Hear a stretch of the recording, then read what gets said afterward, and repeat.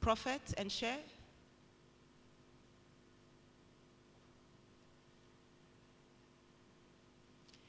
Thank you very much. Please be seated. Now, before we begin this momentous gathering, let us take a moment to seek blessings for today's proceedings. And I will start with the representative from the Mufti's office in Tanzania, Sheikh Abdallah Idi Mtitu, who will be followed by Prophet Samuel Samson Rolinga. Karibu Mufti.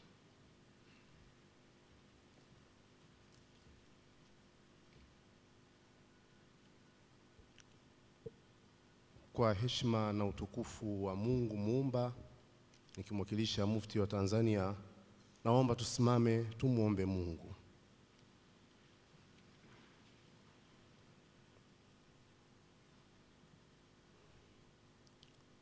Bismillahir Rahmanir Rahim. Alhamdulillahi Rabbil Alamin. Wassalatu wassalamu ala Rasulillahi sallallahu alayhi wasallam. Mwenyezi Mungu muumba wa mbingu na ardhi na vilivyomo ndani yake vyote, tumesimama hapa tunakuomba Mola kwa ajili ya mkutano huu wa nchi wazalishaji wa kahawa barani Afrika, wadau na washiriki wote. Tunaukabidhi mkutano huu katika milki yako, katika uangalizi wako na mwongozo wako Mola wetu. Walinde, waongoze, wape dira na muono wajumbe wote walioshiriki katika mkutano huu na viongozi wao, waweze kuleta fikra na chachu ambazo zitanyanyua zao hili la kahawa na kuleta tija kwa watu wetu. Mwenyezi Mungu, tunakuomba kwa ajili ya unapofanyika mkutano huu katika nchi yetu ya Jamhuri ya Muungano wa Tanzania, tunakuomba uendeleze amani na utulivu wake na ukuze ustawi na maendeleo yake. Umlinde, umhifadhi, umkinge na umtie nguvu rais wetu wa Jamhuri ya Muungano wa Tanzania Mama Samia Suluhu Hassan, ili aweze kutuongoza vyema na tuweze kufika pale ambapo wewe Mungu unaridhia, tukiwa na amani na furaha.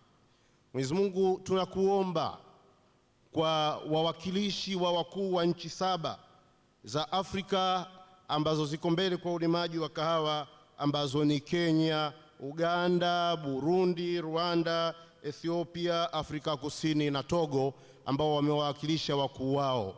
Uwatie nguvu wao na wakuu wa nchi na nchi zao kwa kufikia malengo yale yaliyokusudiwa.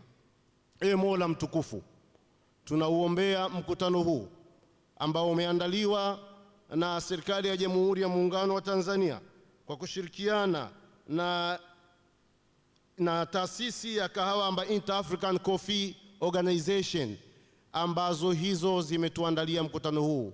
Umtie nguvu waziri wetu wa kilimo na wote wanaomsaidia na taasisi iliyoandaa jambo hili. Tunakuomba Mwenyezi Mungu ufanikishe na ulete baraka na malengo ya mkutano huu yatimie. Wabariki, wasaidie wakulima, wachakataji, wafanyabiashara, walaji na wadau wote wa kahawa. Hitimisho ya dua yetu. Mwenyezi Mungu, kwa vile daima kahawa hunywewa ikiwa chungu na ya moto, na husisimua miili pamoja na kuchangamsha akili zetu, tunakuomba Mola Subhanahu wa Ta'ala, kupitia mkutano huu ukachangamshe na ukasisimue harakati za kilimo cha kahawa, na moto na uchungu wa kahawa ukaingie katika wakulima, watendaji na viongozi wetu, hatimaye ukue uchumi wa watu wetu Afrika nzima. Mwenyezi Mungu ibariki Tanzania, Mwenyezi Mungu ibariki Afrika, Mwenyezi Mungu ubariki mkutano huu. Amin, amin, amin.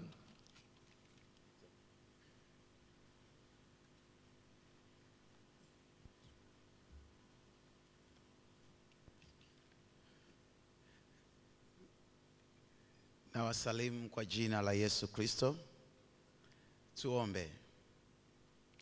Baba, katika jina la Yesu Kristo wa Nazareti, mwana wa hai, Bwana Yesu, tunakushukuru kwa ajili ya wakati huu mzuri, kwa ajili ya viongozi wetu kutoka wawakilishi wa viongozi wa Afrika ambao umekuja kuwakilisha nchi zao katika taifa letu la Tanzania. Mungu mwenye nguvu na uweza na mamlaka, asante kwa ajili ya mawaziri waliohudhuria hapa wakiongozwa na waziri wao mwenyeji Mheshimiwa Hussein Bashe. Na Mungu tunakushukuru sana kwa ajili ya amani ya nchi yetu ya Tanzania ambayo Mungu imekuwa tunu kwa mataifa mengi kiongozwa na rais wetu Daktari Samia Suluhu Hassan. Lakini Mungu tunakushukuru sana kwa ajili ya amani ya Tanzania ambayo Mungu pamoja na mambo yote wanayopitia mataifa mengine kama Kongo, lakini sisi umetupa kuwa nafasi ya kuwasilisha na kuonyesha tunu ya amani kama taifa.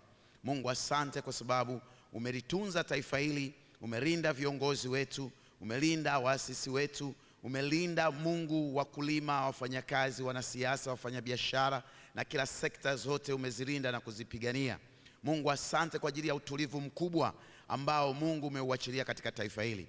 Baba, tunakuja kwako nikisimama mahali hapa Bwana kwa ajili ya mkutano wa Afrika kwa ajili ya kujadili sekta ya kahawa. Mungu tunakusihi, achilia neema yako Roho Mtakatifu ikaweze kutuongoza katika jambo hili.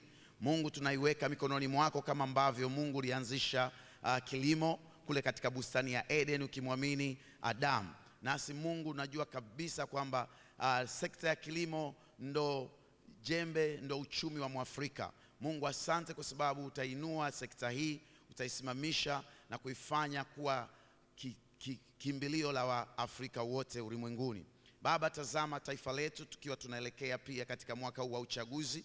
Tunaomba Bwana Yesu ukalinde taifa hili katika amani, mshikamano, mmoja katika vyama vyote vya siasa nchini. Weka utulivu, tusiingie katika mambo mengine na vita kama mataifa mengine yaliyokuwa katika miaka ya uchaguzi.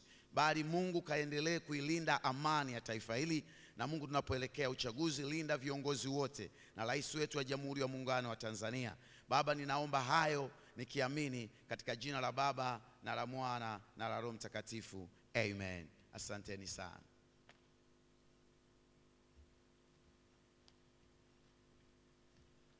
Can we please put our hands together for the religious leaders for having led us through the opening prayer? Thank you. Thank you very much.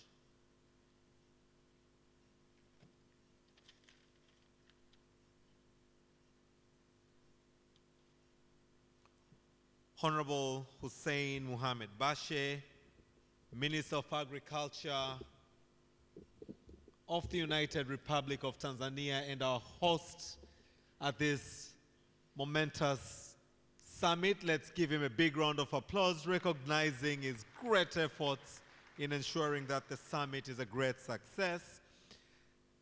Allow me to also recognize the presence of Honorable Eric Ruigamba, Minister of State, Ministry of Agriculture and Animal Resources of Rwanda, who is also the IACO Vice Chairman. Can we put our hands together for him? Thank you very much. Honorable guests of honor, allow me to recognize the presence of Honorable Wycliffe Oparanya, Cabinet Secretary and Micro, Small and Medium Enterprises Development of the Republic of Kenya. Let's give him a round of applause. Honorable guests of honor, allow me to recognize the presence of Honorable Davis Marapira, Deputy Minister of Land, Agriculture, Fisheries, Water and Rural Development, all the way from Zimbabwe. Let's give him a round of applause. Honorable guest of honor, allow me to also recognize the presence of Honorable Dr. Alexandra Nuta, Minister of Agriculture from Liberia. Let's give him a round of applause. Guests of honor, the following countries have sent their representatives, and allow me to recognize Mr. Adrianirina Razanakoto, the Permanent Secretary representing Ministry of Agriculture from Madagascar. Let's give him a round of applause. May I also recognize the presence of Ambassador Amuge Otengo Rebecca, who is here to represent the African Union. Can we give her a big round of applause?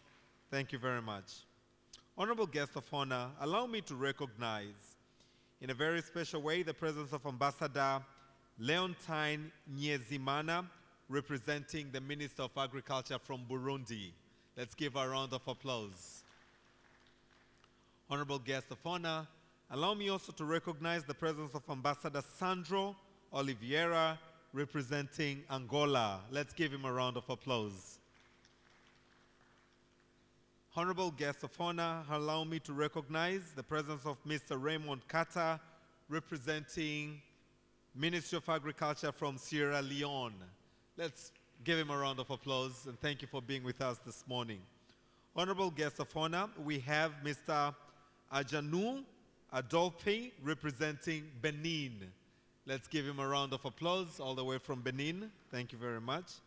Honorable guest of honor, allow me to recognize the presence of Ali Torre, representing Ivory Coast. Thank you very much. Honorable guest of honor, with us is Ambassador Leontine Nyezimana from Burundi, but also Mr. Aboliae Nana, representing Cameroon. Let's give them a round of applause. We have with us honorable guest of honor, Mr. Jean Kouanga, representing Gabon. Gabon, thank you for being with us this morning. We have Mr. Adugna Debele Bote, representing Ethiopia. Let's give him a round of applause. Thank you very much. Honorable guest of honor, all the way from Togo, we have Mr. Anselme Guathon. Let's give him a round of applause. Thank you so much. With us also, guest of honor, representing the Democratic Republic of Congo is none other but Mr. Louise Kisombo. Let's give him a round of applause. Thank you very much. We are highly honored, distinguished delegates, ladies and gentlemen, to have with us Honorable Mizengo Kayanza Peter Pinda, the former Prime Minister of the United Republic of Tanzania. Let's give him a big round of applause. He's a true farmer, as he calls, and we all attest to that, a farmer of Tanzania.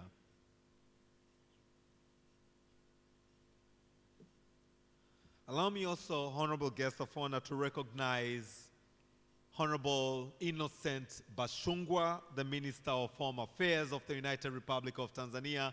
Honorable Bashungwa, we recognize your presence. Let's give him a round of applause. Allow me, guest of honor, to also recognize the presence of Honorable Deodatus Mwanyika, Chairman of the Parliamentary Committee for Industries, Trade, Agriculture, and Livestock. Let's give him a round of applause. Thank you very much. I would also like to recognize the members of Parliament representing this Parliamentary Committee. Honorable guest of honor, allow me also to recognize the presence of Honorable Oran Njeza, Chairman of the Parliamentary Committee responsible for budget. Thank you so much, and let's recognize all the members of Parliamentary Committee present here.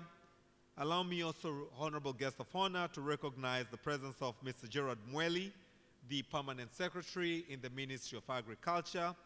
I would also like to recognize, thank you, let's give our Permanent Secretary a big round of applause. Asante sana, Mr. Mweli. Allow me, guest of honor, to recognize all the chairmen of boards under the Ministry of Agriculture and all the board members present, all heads of government agencies as well as institutions present, all heads of the private sector present as well as institution present, distinguished representatives from various ministries present. Guests of honor, we had this meeting opened by dear religious leaders. I would once again wish to recognize their presence. This meeting is going to so much focus on the youth. May I recognize the big power of the young people that the African continent has. All the young people, please put your hands together as we recognize your presence.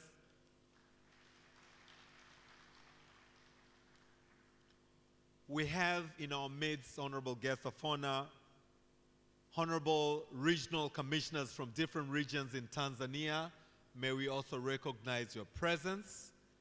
I would also like to recognize all the regional administrative secretaries present, members of the press, honorable guest of honor, this event is broadcasted live, so the entire African continent and the whole world is watching us. This is also to recognize all of those following this summit live, invited guests, ladies and gentlemen. Jamhuri ya Muungano wa Tanzania. Okay, so this is a coffee summit, and coffee is meant to rejuvenate us and give us the energy we need. Jamhuri ya Muungano wa Tanzania. Honorable ministers, distinguished country representatives, excellency ambassadors present in the room, distinguished delegates, invited guests, ladies and gentlemen, welcome to the third G25 Africa Coffee Summit, which mirrors on unlocking employment opportunities for the youth through regeneration of the African coffee industry. Let's once again put our hands together for this third Coffee Summit 2025. Honorable guest of honor, this is a ministerial session, and later on during this session we shall have the opportunity to hear country statements from the coffee producing countries. But for now, allow me to bring to the podium for the opening statement Mr. Primus Kimario, who is the Director General of the Tanzania Coffee Board. His opening statement will be followed by Ambassador Solomon Rutega's statement, who is the Secretary General for Inter-Africa Coffee Organization, IACO. But for now, distinguished guests, ladies and gentlemen, let's put our hands together for Mr. Primus Kimario as he comes for his opening statement.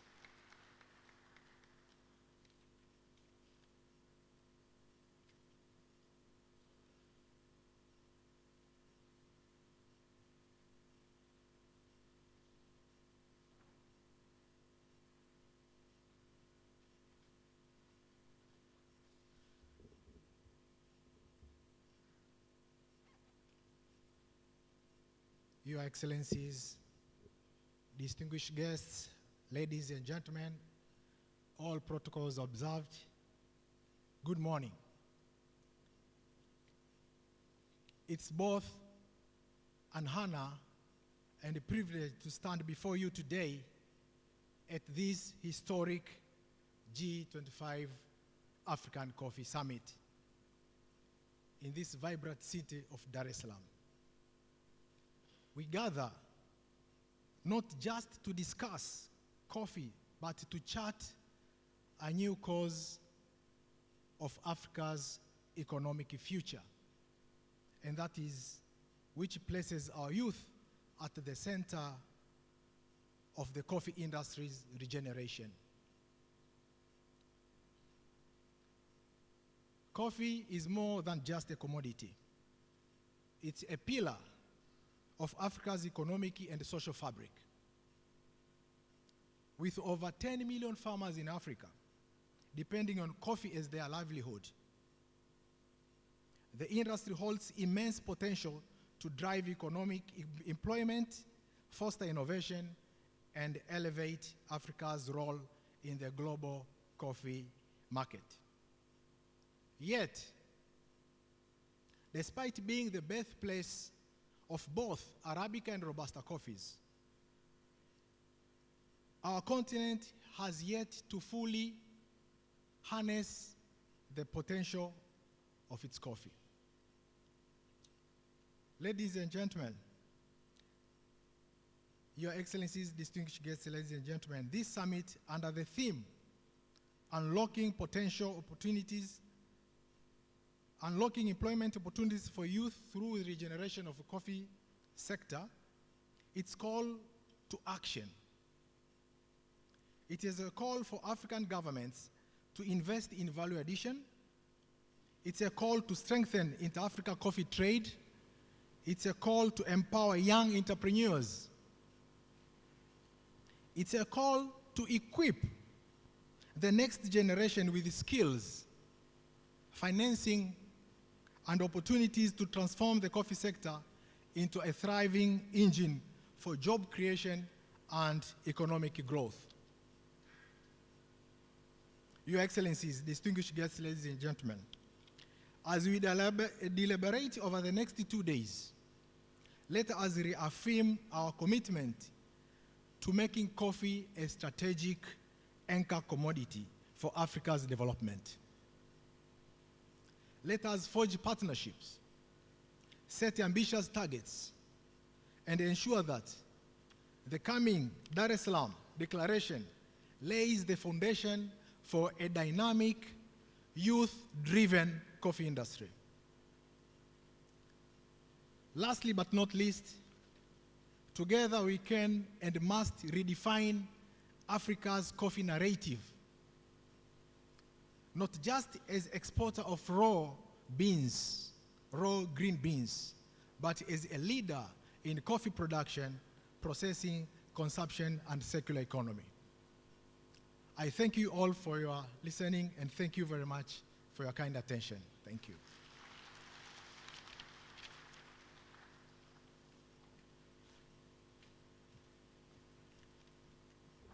Thank you very much, Mr. Primoz Kimario, Director General, Tanzania Coffee Board. And allow us to also recognize and acknowledge the amazing work that you guys are doing as the Coffee Board, specifically on the prices. Another round of applause, please. Right, and now I would like to welcome Ambassador Solomon Rutega, who is the Secretary General, Inter-African Coffee Organization, IACO. Karibu-san.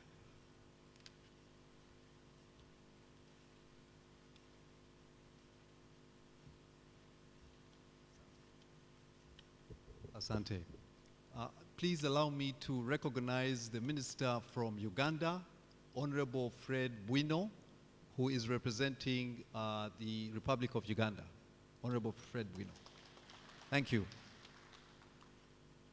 Your Excellency, Honorable Hussein Mohamed Bashi, Minister of Agriculture of the United Republic of Tanzania, Your Excellencies, the Ministers, Heads of Delegation, Your Excellency, Ambassadors, and members of the Diplomatic Corps, distinguished guests, delegates from the G25 member states, ladies and gentlemen. On behalf of the 25 member states of IACO and Secretariat, it is my great pleasure and honor to welcome all of you to the third G25 Africa Coffee Summit, which is being hosted in this beautiful city of Dar es Salaam, also known as the Haven of Peace. Thank you. I wish to express profound gratitude to Her Excellency, Dr. Samia Suluhu Hassan, President of the United Republic of Tanzania, the government, and the people of Tanzania for the warm hospitality that has been accorded to us since our arrival.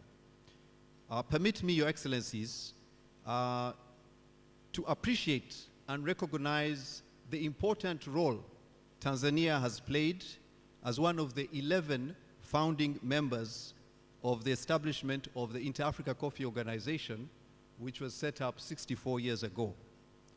I wish to applaud the Tanzanian leadership and the people for their sacrifice and significant role and contribution in the liberation struggles of many of the African member states. So a hand of applause for the United Republic. Distinguished delegates, the G25 political initiative journey started 3 years ago when the IACO General Assembly adopted a resolution to call a heads of state summit of the 25 coffee producing countries to reevaluate the overall performance of the coffee sector on the continent and create a united political platform to advocate for coffee as a strategic crop at the continental level. At the first summit, which was held in May 2022 in Nairobi, the heads of state of the 25 African coffee producing countries signed the Nairobi Declaration, which petitioned the African Union to include coffee as a strategic commodity in the AU Agricultural Agenda 2063. This was further amplified at the second G25 Africa Coffee Summit in the Kampala Declaration, requesting heads of state to support the motion of the AU General Assembly to include coffee as a strategic commodity in the AU agenda, and the Inter-Africa Coffee Organization to be included as a specialized agency of the African Union. ladies and gentlemen, distinguished guests, I'm very pleased to announce that at the 37th Head of State Assembly held in February 2024 in Addis Ababa, Ethiopia, the G25 Kampala Declaration was adopted for coffee to be integrated as a strategic commodity in the AU Agenda 2063, together with the endorsement of the Inter-Africa Coffee Organization as a specialized agency of the African Union. This is a very historic milestone because this marks the first time in 64 years since the establishment of IACO that coffee is being given the attention as a strategic crop by the continent's political leadership. And on this, I would like to thank the representative from the African Union, permanent representative, for the important role they played in getting this thing done. This recognition also highlights the importance of coffee to Africa's economy, the culture, and the development. More importantly, it enhances the unified coordination with all the African Union organs, such as the AFCFTA, in strengthening regional economic integration and paving the way for strategic investments and initiatives to support the transformation of the continent's coffee sector. Distinguished delegates, the coffee sector still holds the key that will unlock Africa's inclusive growth and prosperity.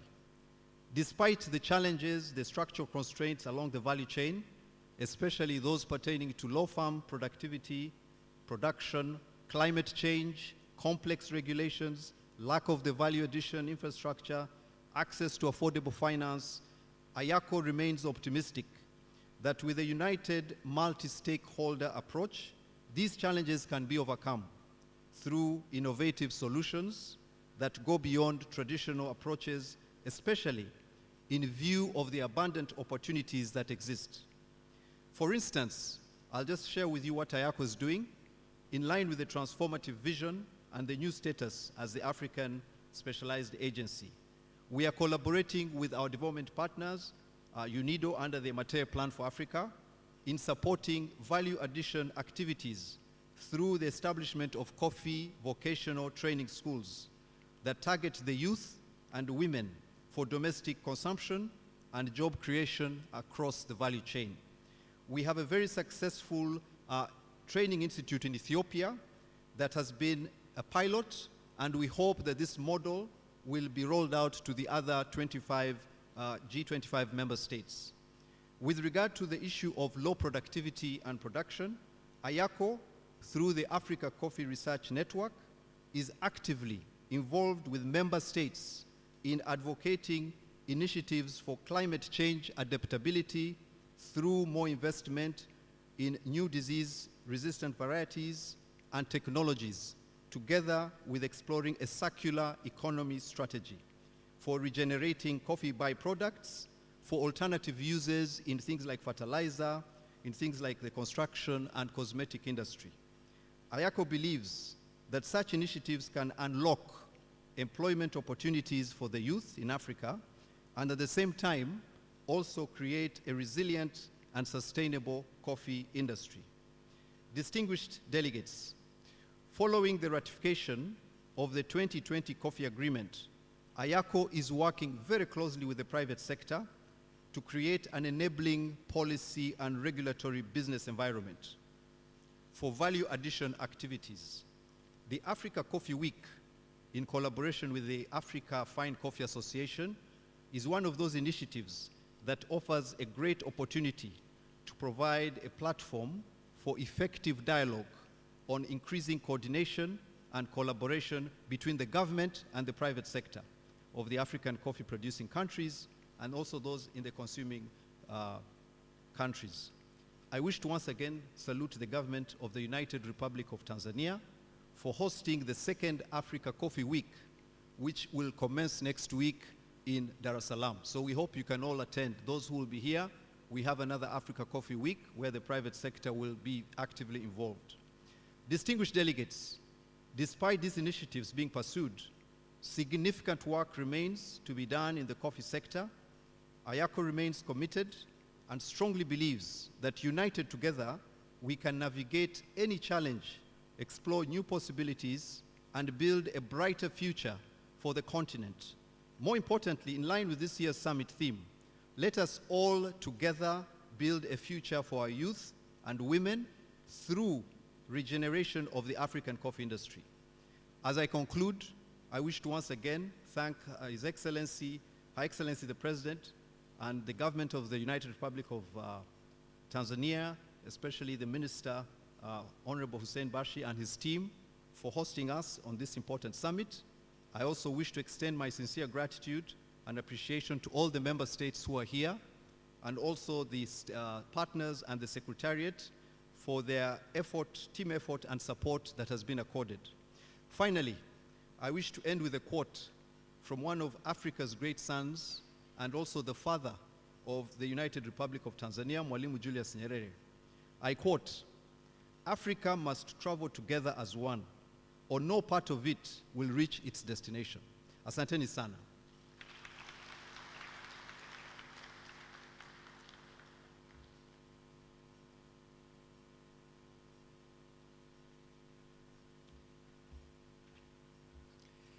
Can we give him another big round of applause? That's a very powerful quotation by Mwalimu Nyerere, and I totally concur, and everybody here concurs, that in order for us as a continent to go far, we have to go together. Honorable guests of honor, allow me now on behalf of Honorable Prosper Dodiko, Chairman of IACO, and the Minister of Agriculture from Burundi, to invite Honorable Eric Rwigamba, Minister of State, Ministry of Agriculture and Animal Resources of Rwanda, but also the IACO Vice Chairman, to come to give us his opening statement, which will be followed by the statement from the African Union. As he comes, let's give him a warm round of applause. Karibu sana.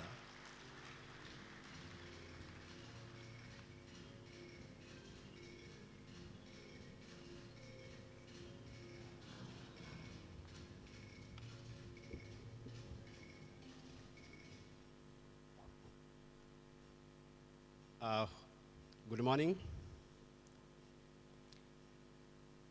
Honorable Minister Hussein Muhammad Bashe, the Minister of Agriculture, the United Republic of Tanzania, Honorable Ministers, Excellencies, distinguished delegates,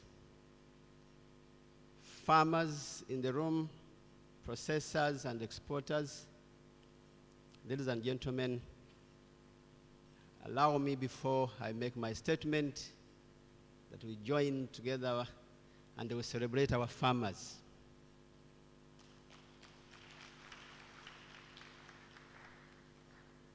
They are the reasons why we are able to gather here.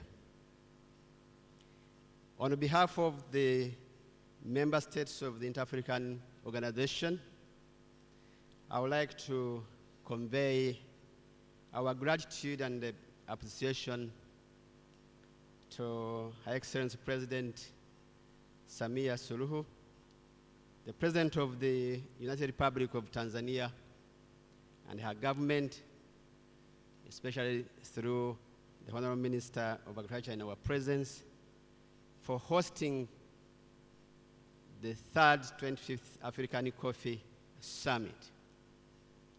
We are enjoying our stay, and we thank you so much.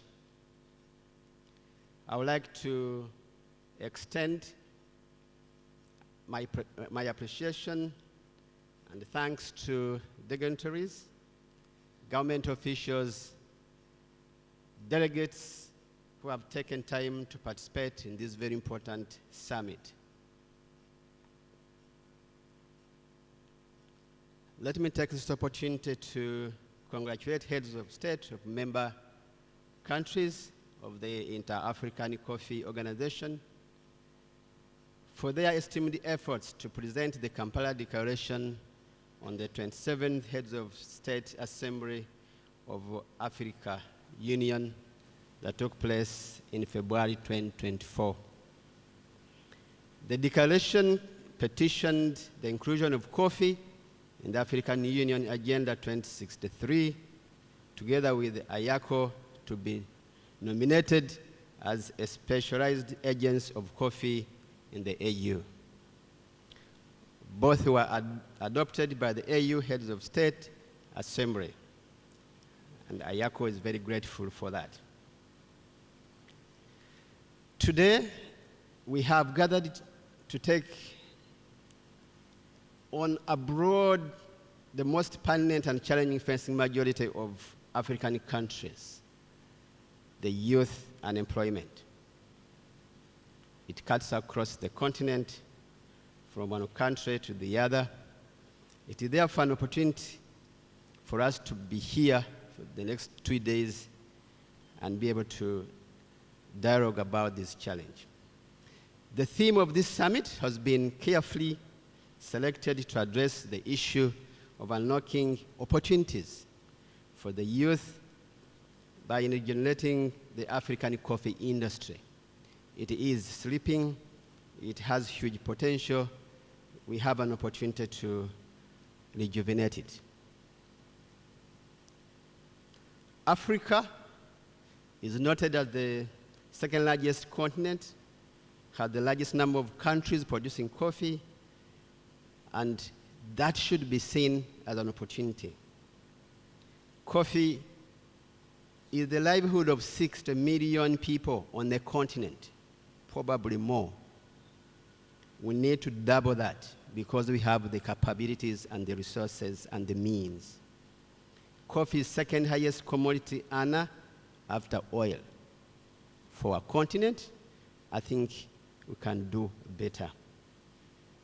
During this summit, allow me to share my thoughts on 3 areas that probably that will keep on surfacing during this summit. And I think we need to give them attention. Production and productivity. In the 1960s, our share of global coffee production was 25%. That's quite a long time. Currently, it's just less than 11%. What went wrong? This is a huge chunk of the market and a huge loss of revenue for our continent and poses an opportunity for our youth. We cannot be discussing about unemployment, and we are discussing poverty, and we have such a huge loss melting away at our clock. We have an aging population of farmers. The youngsters don't see a lucrative future in achieving disposable income for their families because of the volatility of prices in the international market. We need to make agriculture, but particularly coffee, very viable and attractive because it offers opportunities. We consume roughly 12.3 million bags of coffee. And this is processed coffee imported mainly from European countries. That is sad. I wish we were consuming more of that from the continent.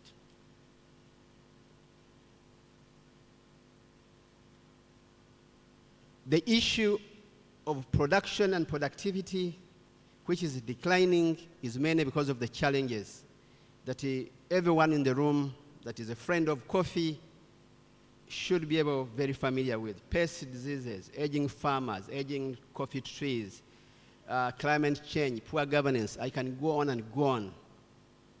The summit offers an opportunity to look at these challenges that threaten the sustainability and the competitiveness of African coffee. And I believe it is our collective responsibility to address them such that our youth are able to tap into these opportunities. By addressing these challenges and leveraging opportunities, Africa's coffee sector can unlock its full potential and improve the livelihoods of millions of farmers and their communities. Value addition is the other area that requires attention. As it has been said, and we shall keep on saying it, Africa is predominantly a green bean supplier to the whole world.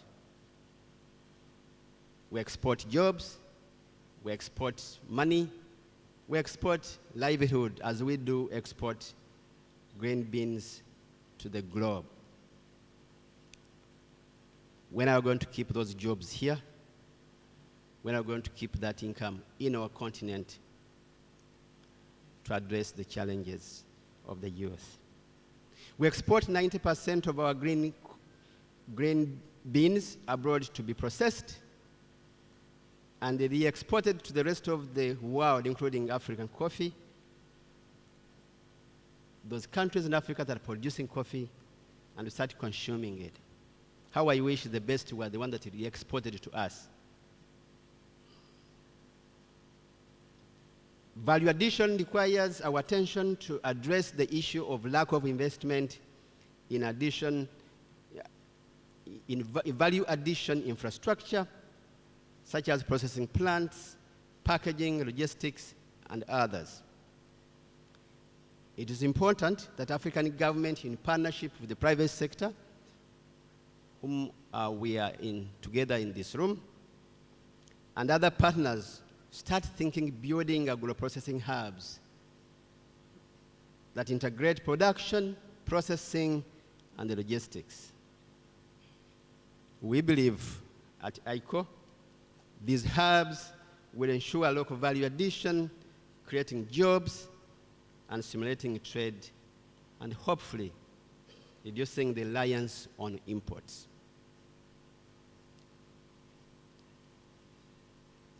The other aspect that I thought requires consideration is domestic consumption. Very little is consumed at the continent. I believe we have an opportunity to borrow examples from other countries like Brazil, Vietnam, Indonesia, which are consuming a great percentage of their production. Our friends from Ethiopia, they are taking a lead on the continent. It is an opportunity for us to develop the culture of consuming coffee because it is ours. We have a population of about 1.5 billion, the youngest in the world. We have a huge potential for developing coffee culture on the continent. Most African coffee consuming countries import processed coffee from abroad. That should be reversed. We now have the right environment in place. Using the Africa Free Trade Area Agreement, all African consuming countries should buy coffee from their neighboring coffee producing countries. To achieve sustainability growth on the continent, it is imperative that both African coffee consuming nations and African coffee producing nations start working together hand in hand such that we can serve our young people. As I conclude, I would like to mark this summit as a flagship to rejuvenate the African coffee sector by unlocking employment opportunities for the youth and empowering our mothers, our sisters, and wives. I thank you for your kind attention.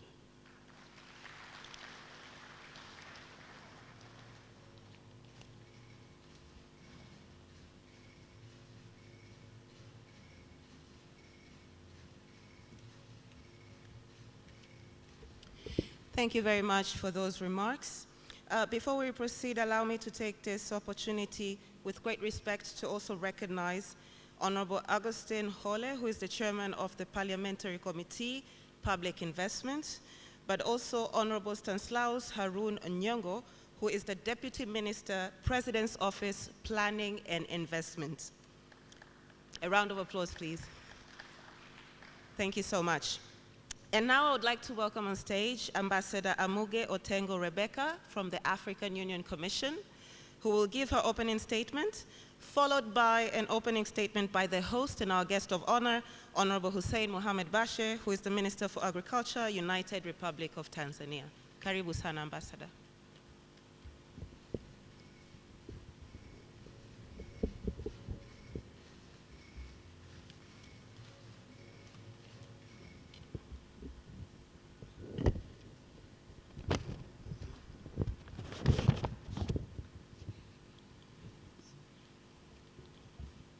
The Honorable Minister Hussein Mohamed Bashe, the Minister of Agriculture of the United Republic of Tanzania, Your Excellencies, ministers who are present, Your Excellencies, heads of delegation, Your Excellencies, ambassadors, my colleagues who are here, honorable members of parliament, I'm very happy to know you're here because you tie our work with legislation.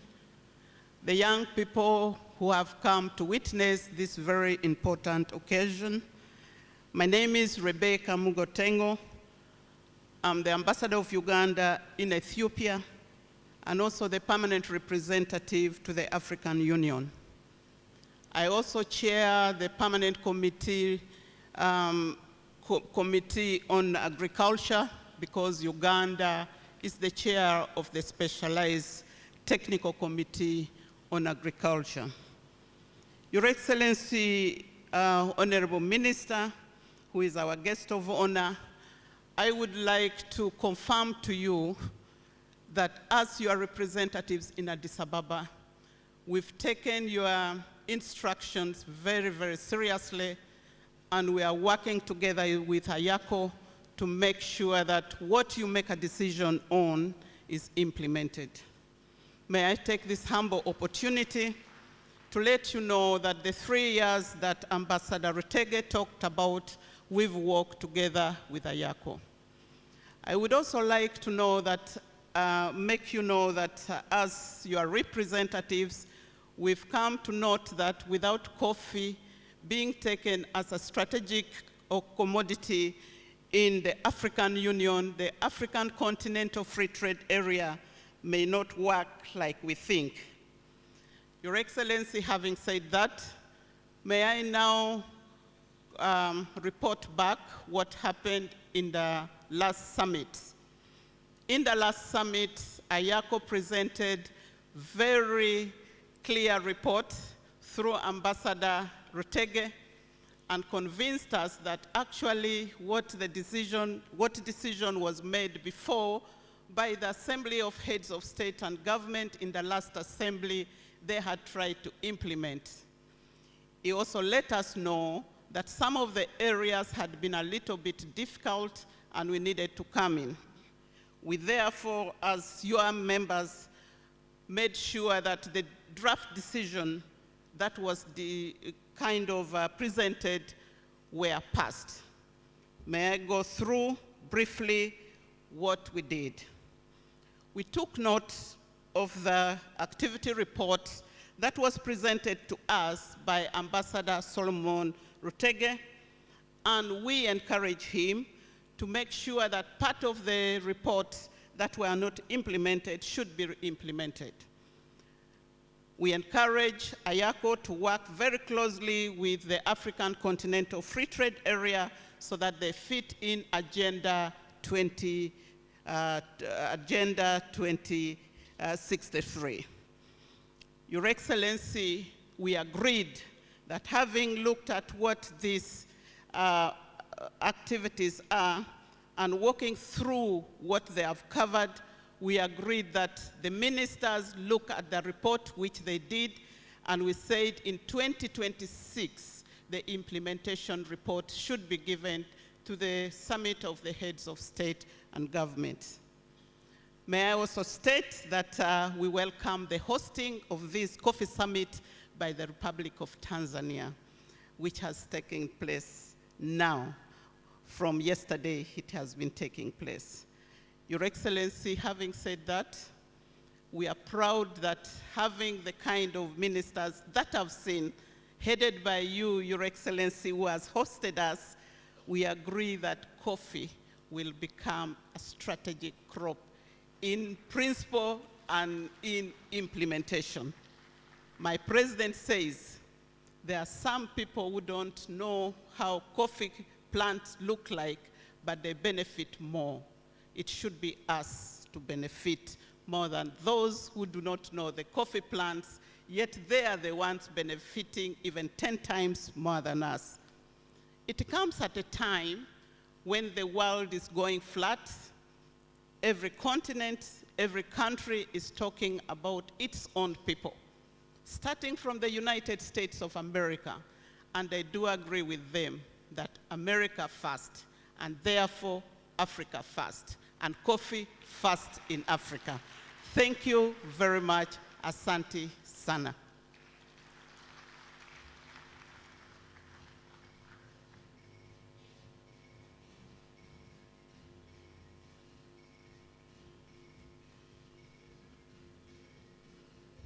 Ladies and gentlemen, let's give her a big round of applause for those resounding remarks. Thank you very much.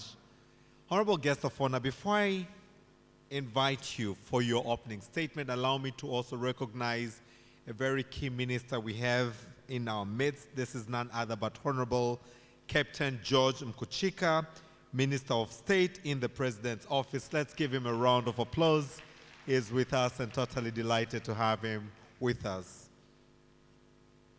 Honorable ministers, distinguished country representative, excellency ambassadors, distinguished guests, as we unlock employment opportunities for the youth through regeneration of the African coffee industries, allow me now, with great honor and pleasure, to invite Honorable Hussein Bashi, the Minister of Agriculture of the United Republic of Tanzania, and our host for his opening remarks. As he comes, let's give him a big round of applause.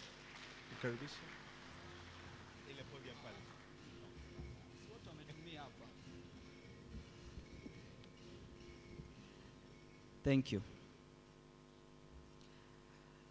Honorable ministers from EACO member state, Ambassador Solomon Rutega, Secretary General of EACO, distinguished government officials, esteemed delegates, members of coffee fraternity, ladies and gentlemen, habari ya mchana. I have the honor to welcome you all today to this ministerial session of the third G25 African Coffee Summit. The theme of the summit is unlocking employment opportunities for youth through regeneration of the African coffee industry. The purpose of the summit is to bring together African coffee producing nations to re-evaluate, re-strategize our coffee sector, to benefit our producers from the full process of the value chain.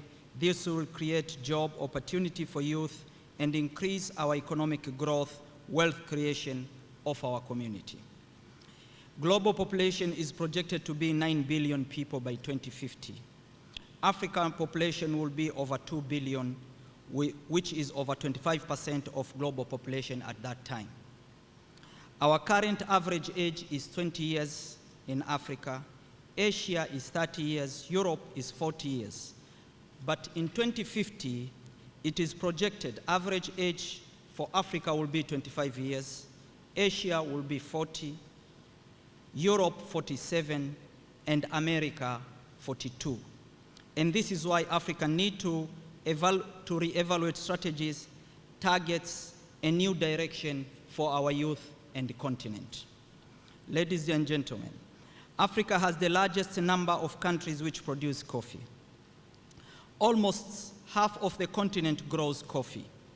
For us, coffee is our heritage, our identity, our life, our economy, our prestige. It contributes to our economic development. Given our continent's vast arable land, water resources, youthful and energetic labor force, there is no reason for Africa not increasing its production and enjoy full potential for this vital commodity and change our direction from raw material exporter to value addition and finished goods, and increase our intertrade from 15% average to 50% is inevitable, and this should be resolution here in Dar es Salaam. Africa accounts only for 11% of global coffee production, as my brother from Rwanda said it. This is almost half the amount that we produced in 1960. While global coffee production continues to rise annually, Africa's output has been declining. This calls for urgent intervention from public, private sector, financial institutions, and other international global financial infrastructure to regain our share of the market. We must now go further than just continuously highlighting the problems, blaming others, depending on donors to grow our coffee sector and agricultural sector in general, depending on aid, begging the development partners community to support us on our development. It's time to change and demand fair global trade platform and increase our intercontinental trades. It's embarrassing that we export 3 billion worth of coffee and import 6 billion of a made coffee. In short, we export raw material worth $3 billion annually, and we import made coffee in Africa worth $6 billion. This needs to change.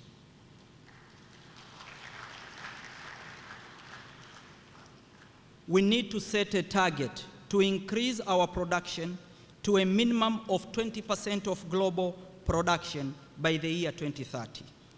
It is incumbent upon us to respond to the increasing global preference for premium African coffee. In addition, we need to unlock our untapped markets on the continent and strengthen intertrade coffee trade. It's difficult to sell coffee to my neighboring country, my brother and my sister, but it's easy to sell it outside the continent. Ladies and gentlemen, Africa is the birthplace of coffee. As I said, it is our heritage, which need to be protected and make it prosper. Our diverse climate and terrains nurture a variety of high-quality coffee beans.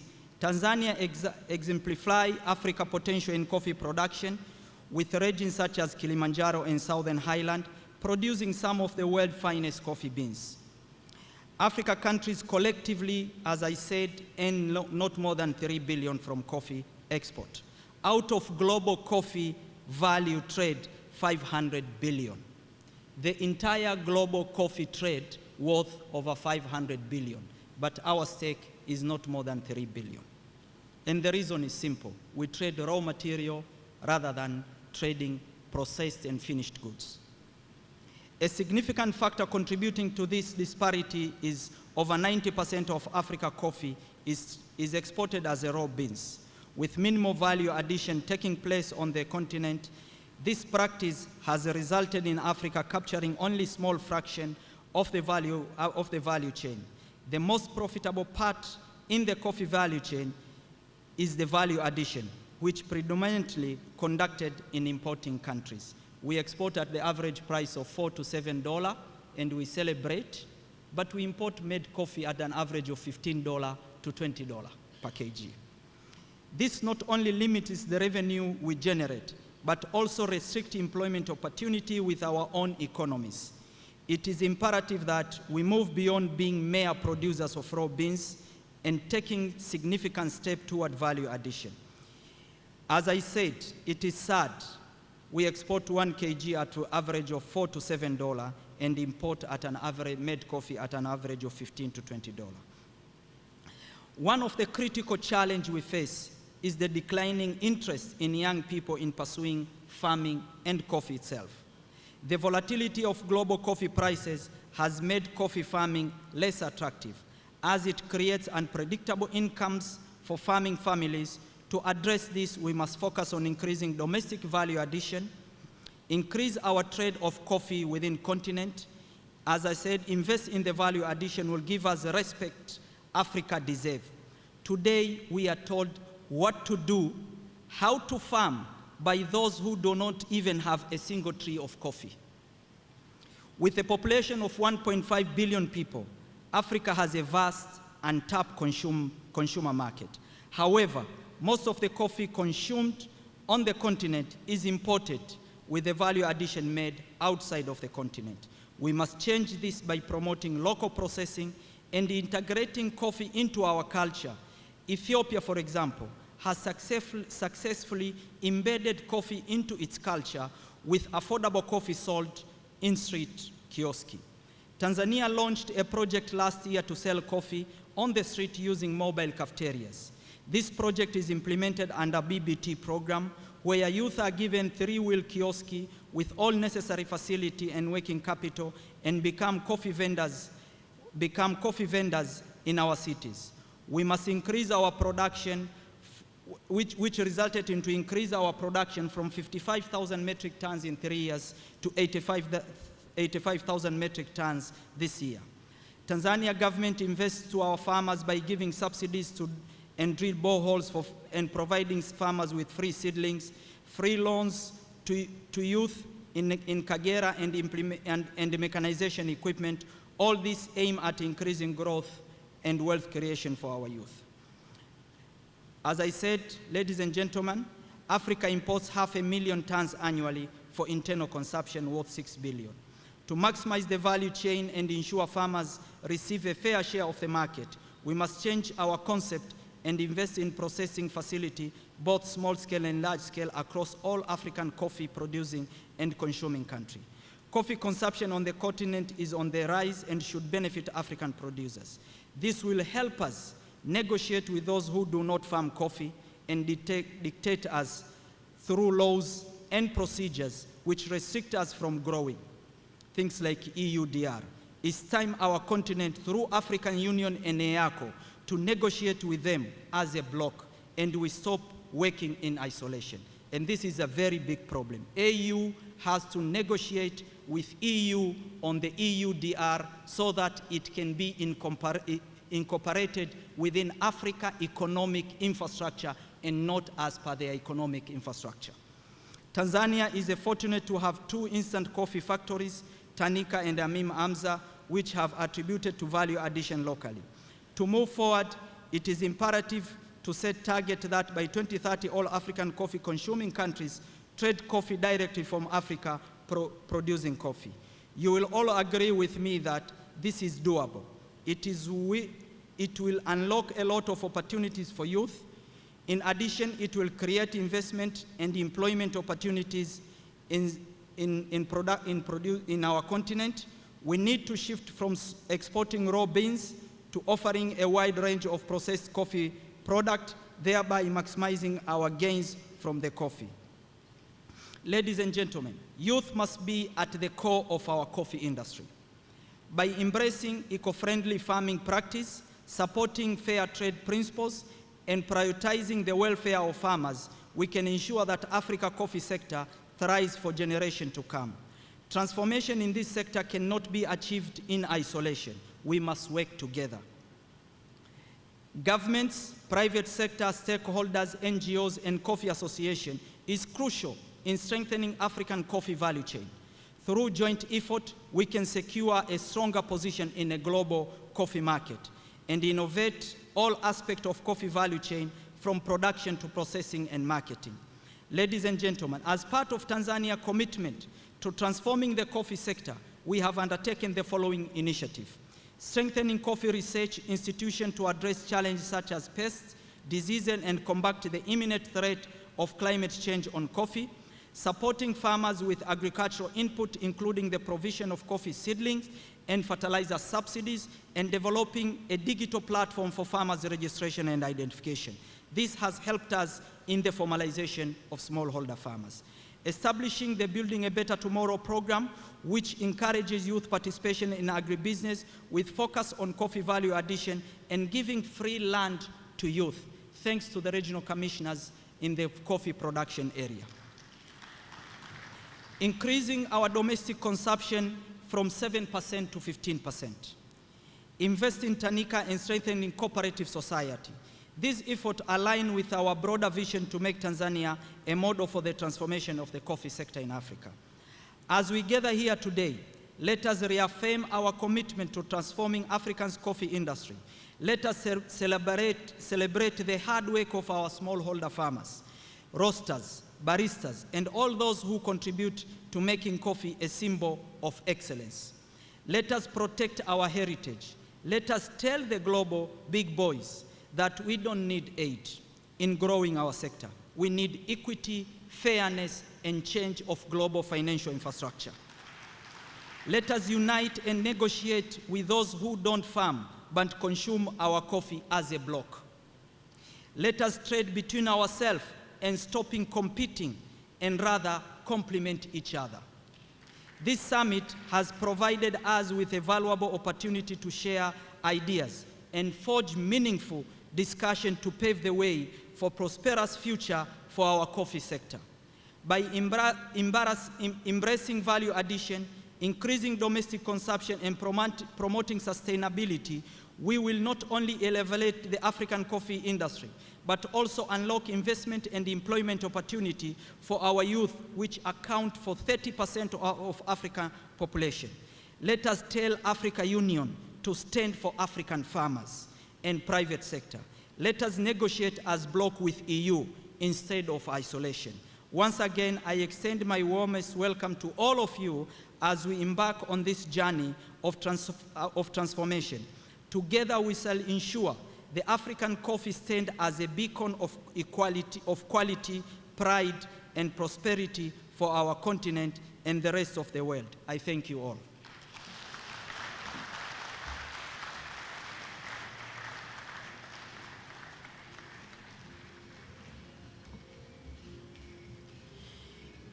Thank you very much, Honorable Minister.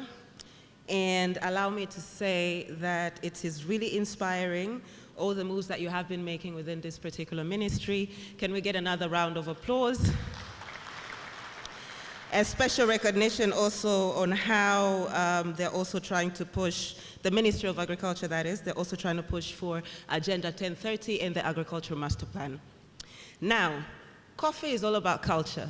Coffee is all about positive energy. So allow me to now bring to the stage Jackson Panduka, who is a solo artist, and they will start our entertainment for today. But it will also be followed by Hii ni Africa, which is Swahili for This is Africa. It is a theater musical performance community of young Tanzanian artists made of actors, dancers, singers, musicians, and poets. They do data-driven and message-based art that aims to entertain and champion cultural diplomacy. They showcase a diversity of Tanzanian and African cultures, presenting beautiful costumes, languages, choreography, songs, and sounds with great pride, using music movements and dances, championing African development while modeling youth leadership through the creative sector. Ladies and gentlemen, naomba tuwakaribishe. A round of applause, please. Jackson.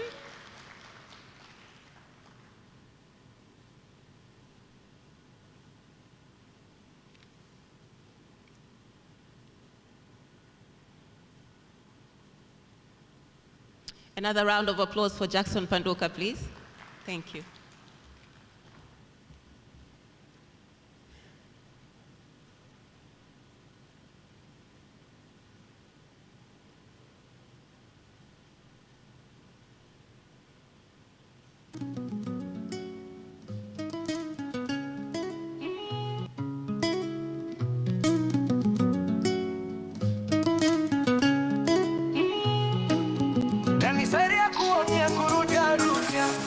Tanzania nchi ya kahawa, hey. Samia Suluhu kazi imeonekana, hey. Ndani ya miaka mia uzalishaji umeongezeka, hey. Kahawa yetu fahari ya Afrika.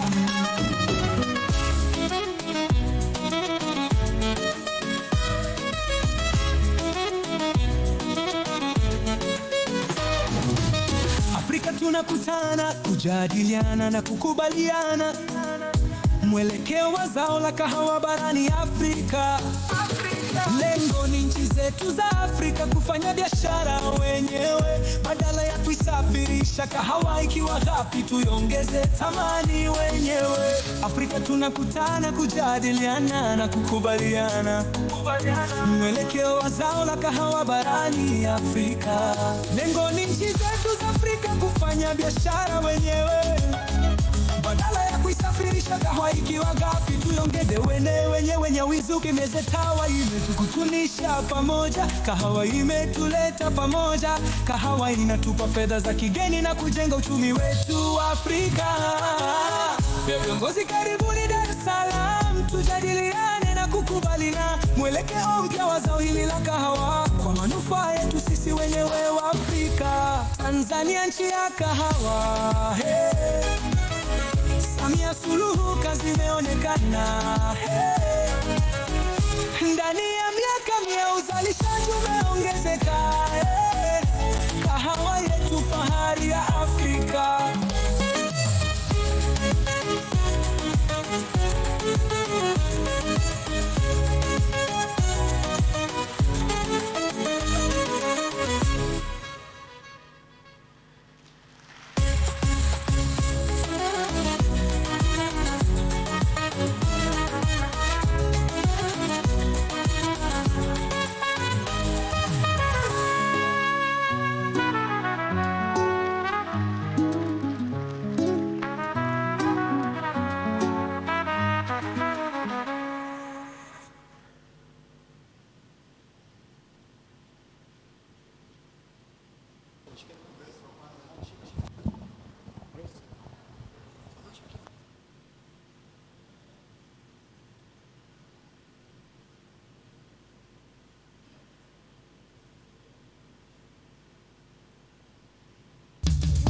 Habari nzuri. Hujambo? Sijambo. Kama kawaida. Hii ni Afrika. Karibu Tanzania. Uko poa? Ndio. Mambo. Mambo. Mambo. Hakuna matata. In the heart of Africa where the rhythm flows, we come together, let the language grow. From the mountain to the coast, let's learn Swahili from me. You say habari, hujambo, mambo, mambo. Afrika salam, karibu Tanzania. Wow. Asante, barikiwe kuwa na amani. Let's go together, come on, clap my hands. Nakupenda Tanzania, rafiki yangu, let's learn Swahili. It's a beautiful song. Upendo enda kuna matata. That's the way. Let's learn Swahili, let the words unite. Embracing culture like stars in the night. From Java to Asante, let the music play. This African style, find our way. Karibu Tanzania.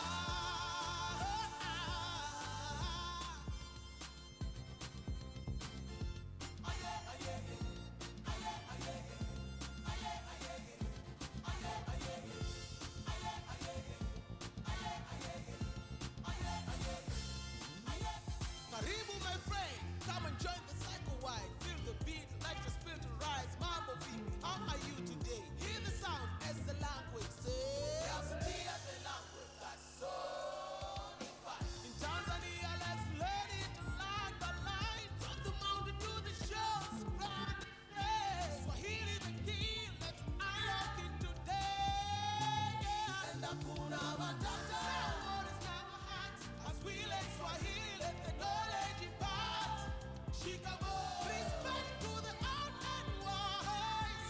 In this journey together we'll harmonize. In the heart of Africa, the language so strong. Swahili connect us, let's all sing along. With every word we learn, a bridge we build, embrace diversity, let love be fulfilled.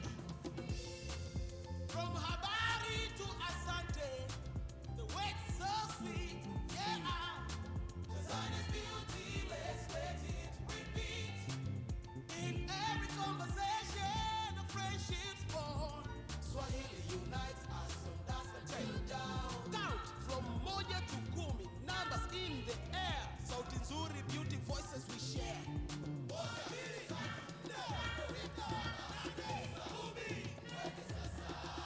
Asubuhi, jioni, day and night, we'll sing. Let's learn Swahili. Let the melodies ring. Let the melodies ring. Nakupenda Tanzania, rafiki yangu, let's learn Swahili. It's a beautiful song. Upendo enda kuna matata. That's the way. Let's learn Swahili. Let the words unite. Embracing culture like stars in the night. From Jambo to Asante, let the music obey. This African style, we'll find our way. Karibu Tanzania. Oh yeah. Karibu Tanzania. So let's keep learning together. We go embracing Swahili. Karibu Tanzania. Karibu Tanzania.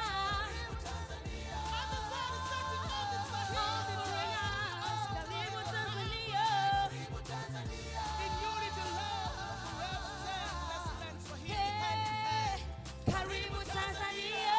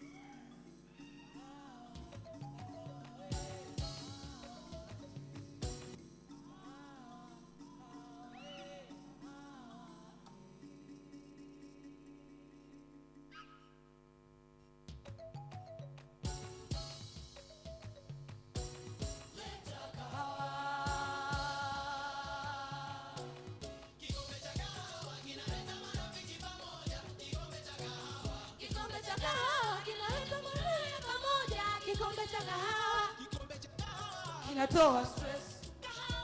Inatoa stress. Rafiki na familia, tunywe, tufurahi, tuburudishwe. Na kahawa ya nyumbani, Kikombe cha kahawa ni dawa. Kahawa yetu, fahari yetu. Kagera, Kigoma na Ruvuma, tulive tunywe. Kahawa yetu, fahari yetu. Songwe, Arusha, Kilimanjaro, tulive tunywe. Kahawa yetu, fahari yetu. Katavi, Manyara, Mbeya na Mara, tulive tunywe. Kahawa yetu, fahari yetu.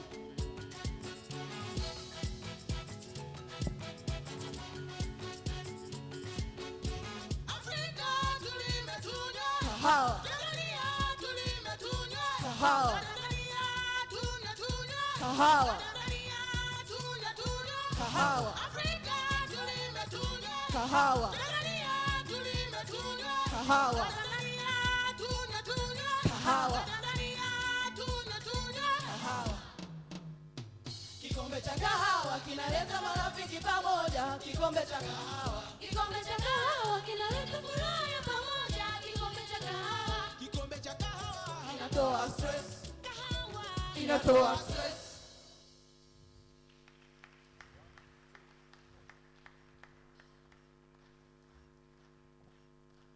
Let us give them another big round of applause for that beautiful performance.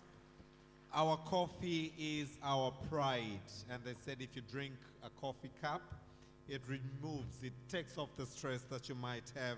So when you feel stressed, remember Africa's pride is our coffee. Honorable guests of honor, honorable ministers present, distinguished delegates, ladies and gentlemen, as we have been rejuvenated by what Caro defined as heritage coffee, heritage entertainment, allow me now to go on to the theme, which is going to deep dive onto or through a panel discussion, which is going to ponder on the initiative to engage youth in the coffee value chain, the Youth Coffee Build Better Tomorrow. The session will be moderated by my co-host, Carol Ndosi. Please come and guide us onto this panel discussion. As, ladies and gentlemen, we unlock employment opportunities for the youth. What do the youth have to say? Karibu Karo, and as she comes, let's extend a warm round of applause once again to her. Karibu sana. Asante sana, Austin. Thank you very much. So this is actually a massive opportunity for me as one of the people who actually participated in the project design for Building Better Tomorrow, but also as a farmer, which not many people know. Now, a lot of us might have heard about the Building Better Tomorrow project. However, very few of us know the person behind the curtains, the person who is working tirelessly, in collaboration, of course, with her team, to make sure that the youth are really getting the opportunities that are set out in this project, but also the 5 components that are within the Building a Better Tomorrow project are actually implemented as per the plan. Ladies and gentlemen, please put your hands together for Ms. Vumilia Zikankuba, who is the project coordinator for Building Better Tomorrow. Vumilia, karibu sana. DJ Kidogo ka sound, to let her walk gracefully. Thank you very much. So the modality of this panel, we will start with a presentation from Vumilia, who will present on BBT. And then allow me to also call Primus Kimario, Director General for Coffee Board, but Muntazir Jafar Hussein from Cafe Coffee to also join me on stage.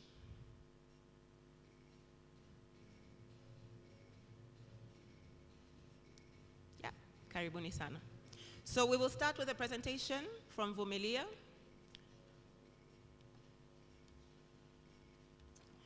Allow me to also call Zippy Irungu. Zippy, karibu sana.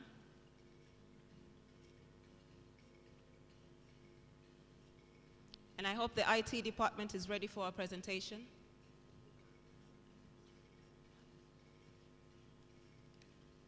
All right, karibu sana Vumi.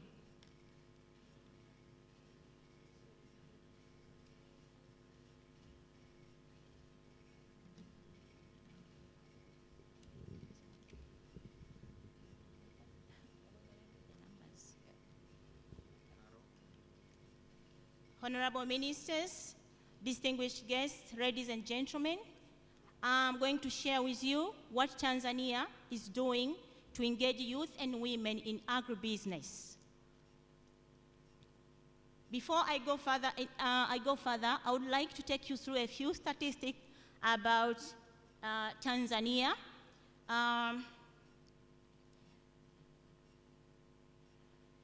Agriculture sector in Tanzania is the backbone of the economy.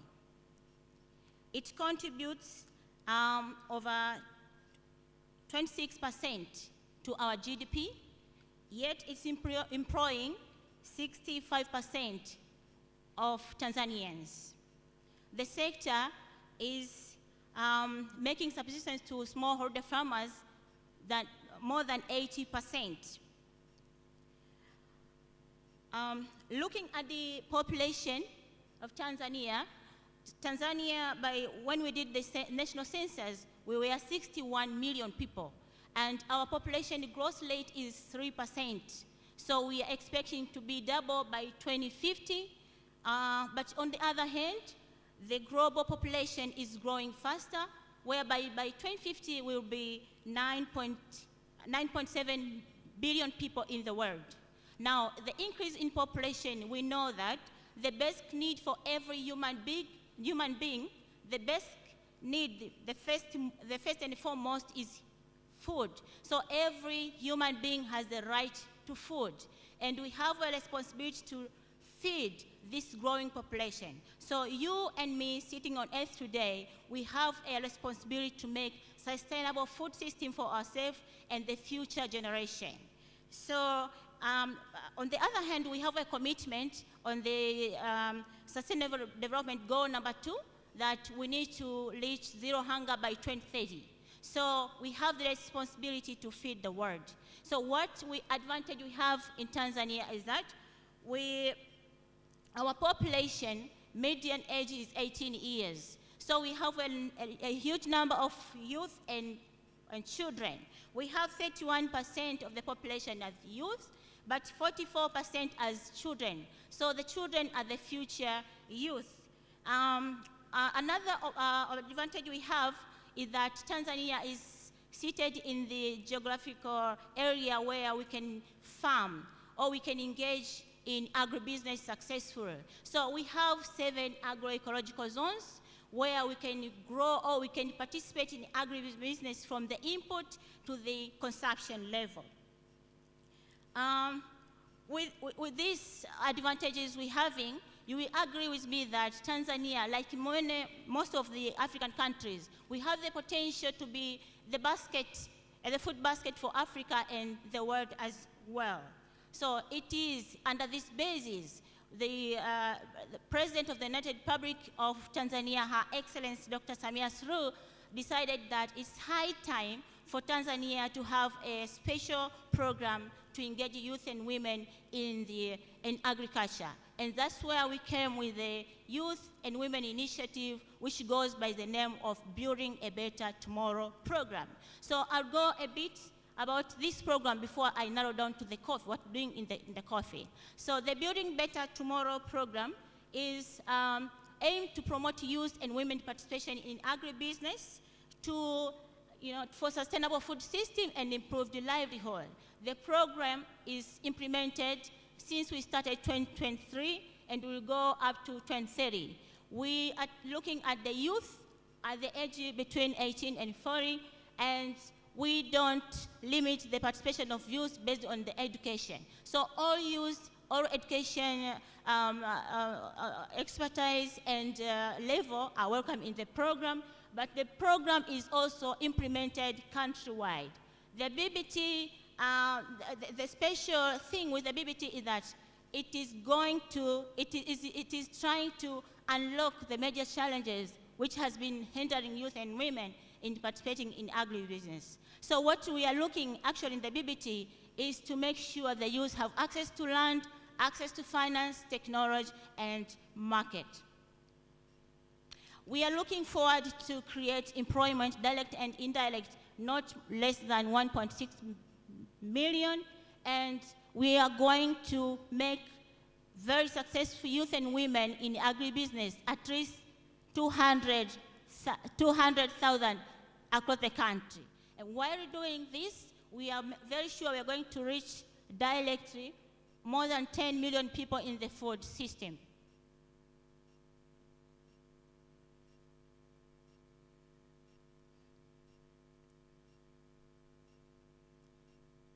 Now, because of the broadness of the program, the BBT program, you can see the wide range and unlimited level of education. We have strategic objective to make sure that no youth or women is left behind. We touch everyone in need.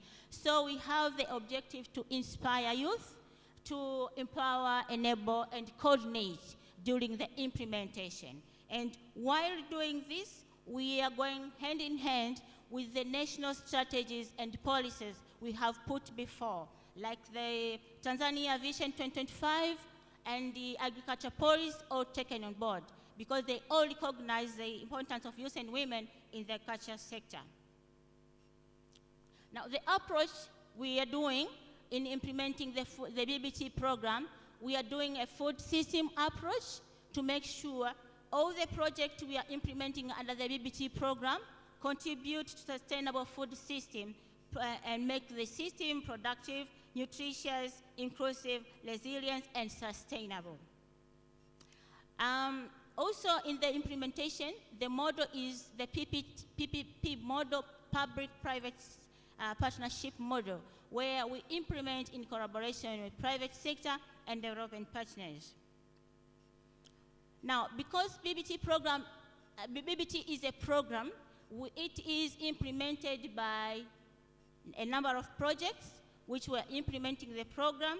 So the program projects are categorized in pillars to make sure we are really well organized. So we have 3 pillars which groups our project in the BBT program. The first pillar is a job creation pillar. The second one is the enhancing productivity. The third one is the wealth creation. I'll mention a little what we are doing in these 3 pillars. The job creation pillar looks at creating direct employment to youth and women. So this is where we have the block farming project, where we recruit youth and we give them land and then enable them to produce. Also, under this pillar, we do the BBT financing, whereby we give finance to youth and women who are doing agribusiness along the value chain. And the finance under BBT is a 4.5 interest rate, which is lower. And another project under this pillar is a value addition, where we help young youth and women to capitalize on value addition so that we can sell value-added products out of the agriculture sector. The second pillar is on enhancing productivity.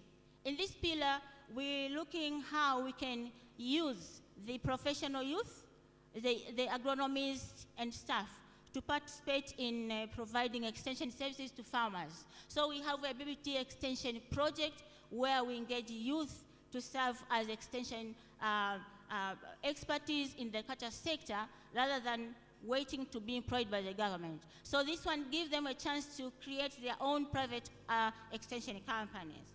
Another program under this pillar is the BBT borehole project. In this project, we provide irrigation facility for smallholder farmers, regardless their age. So it's not limited to youth only. So we are looking to see how other people beyond the age of youth can benefit from the BBT program. So we provide them with borehole and irrigation facilities to make sure that they can farm sustainably.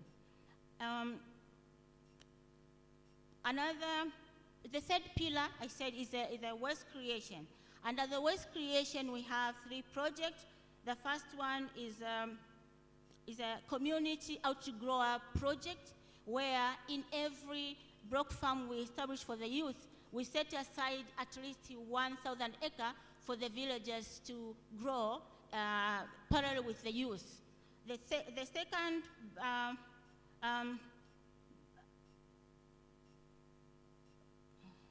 project under this pillar is a waste management and recycling projects, which we implement in parallel in the block farms. We take advantage of the waste which is being generated in the block farm to make them useful, for example, for electricity, fertilizer, and stuff. And the third project under this pillar is school programs and tourism. So we have school programs for students to make sure that we inspire them at the early stage, but also we have the agricultural tourism. So there's plenty projects implemented under the BBT program.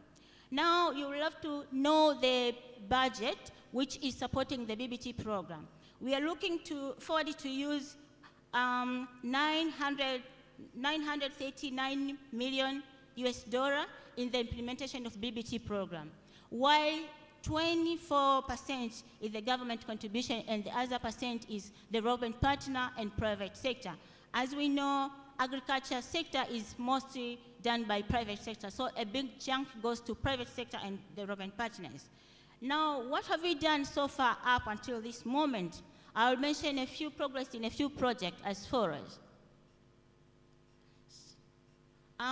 In the first project which we started under the BBT was the block farm project. So under this project, we have aggregated 340,000 acre land. So this is already set aside for establishing block farms. And we recruited the first batch of youth 812 and incubated them, meaning we had to give them training before they can get into agribusiness. In the end, we got 686 successful incubated, and as we are talking, they are currently engaged in the Brock Farm. The Brock Farm, which we started with at two, so we have the Chinangari Brock Farm, which is in Dodoma.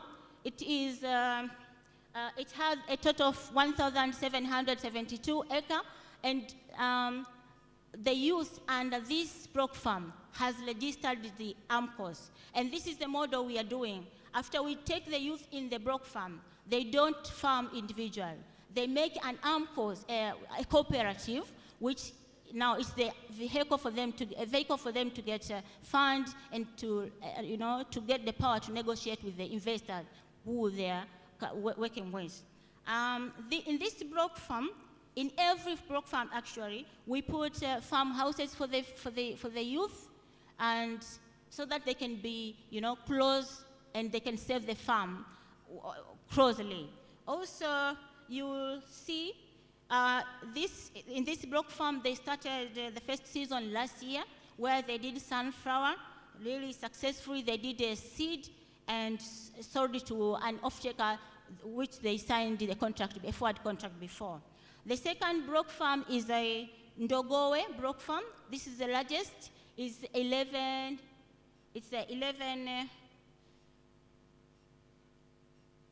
11,450 acres.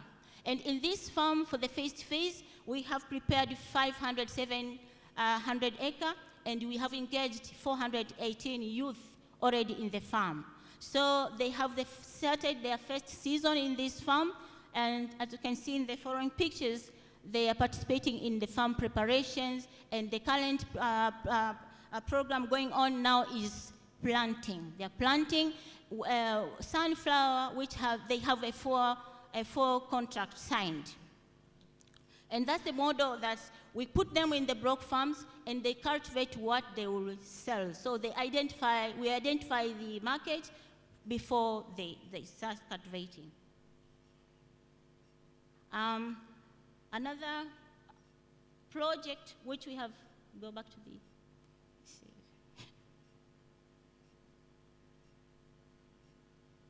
yes.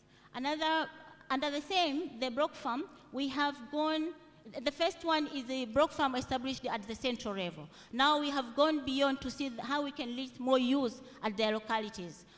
So we have established Brock Farm at the local government authority, and here we have identified 143 farms, the total number of acreage in 9 regions. Now to make it easy, we have established these 16 mechanization centers to make easy to prepare the farms at local government level.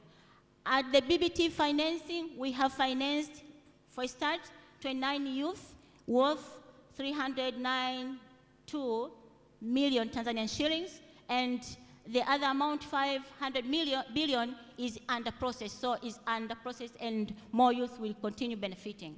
In the BBT extension, we have engaged 1,240 youth in cotton sector and cashew nut. So they are giving extension service in these crops to make sure the buyers get a good quality cotton and cashew. And in this one, the arrangement is that the youths are being paid by the buyers. So it's a business they are making as a private entity. And in the BBT borehole, we have started a pilot BBT borehole in Dodoma, whereby we have 17 farmers, each having not more than 2 acres, so they're farming together. What we do, we provide them what is needed for irrigation. So for them, we have put a borehole and drip irrigation. And to guide all these projects, we have the guidelines, which we have developed. So the guidelines guides ourselves and our partner in implementation.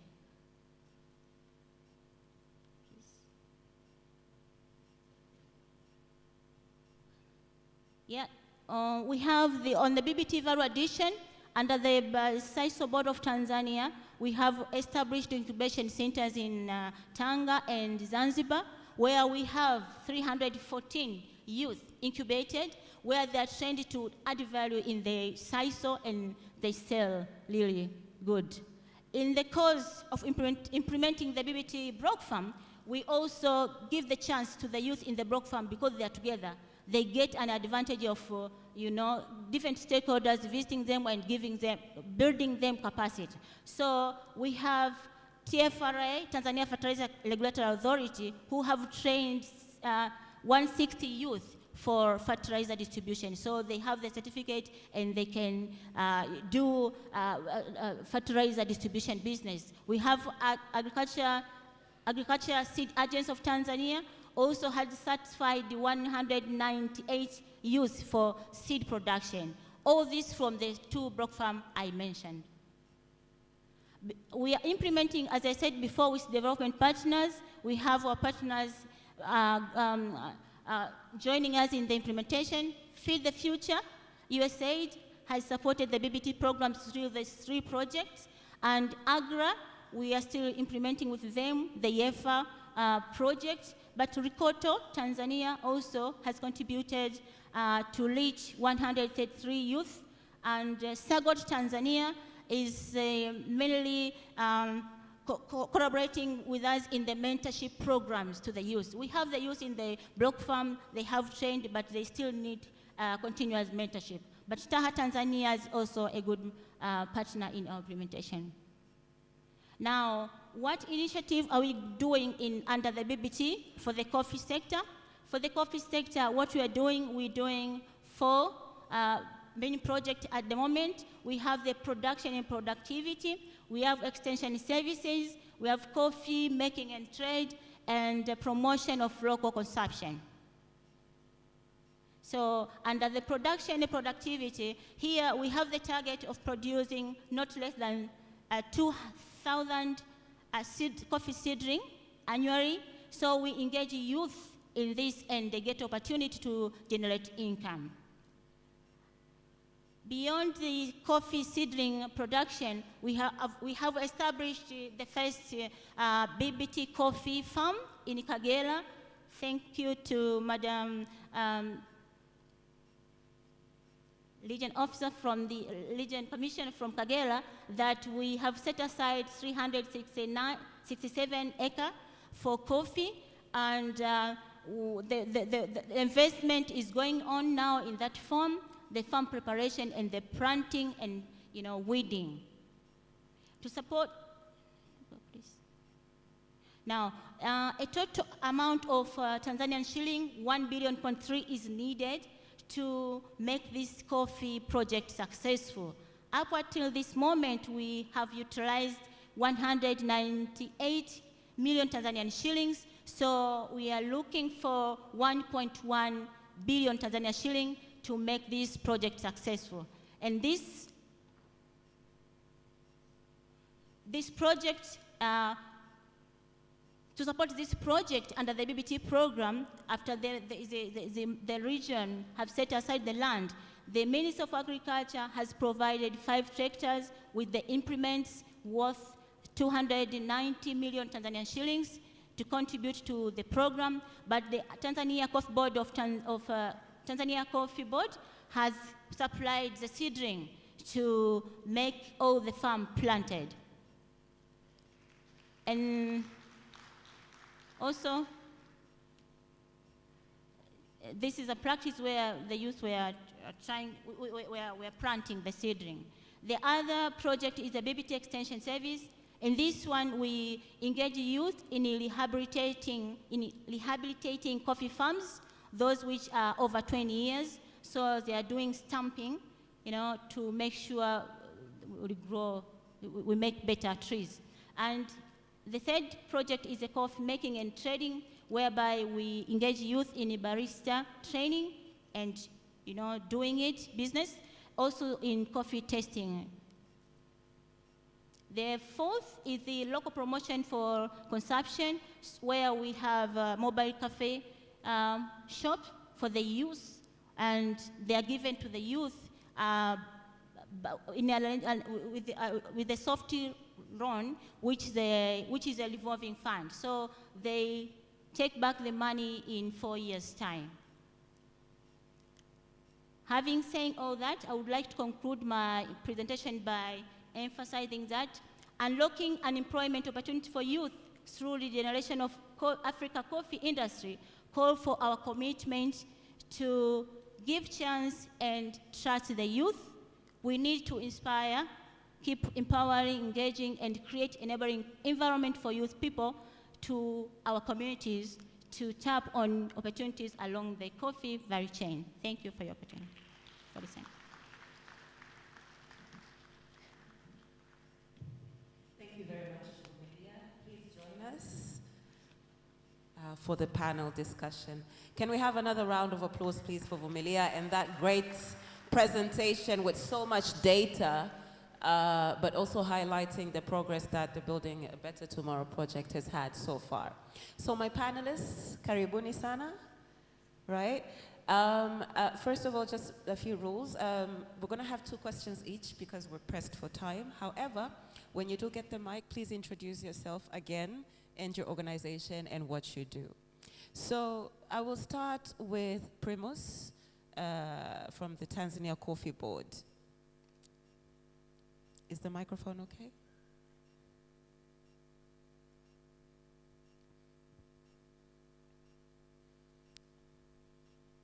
Just long press it.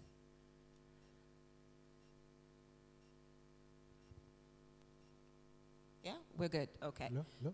All right, thank you. Karibu sana Primus. My question to you, first of all, from the presentation that we have seen, it's very clear that the government and the ministry through the respective agencies and boards is really trying to employ what we call a holistic approach. So they're looking at finance, they're looking at markets, they're looking at, capacity building.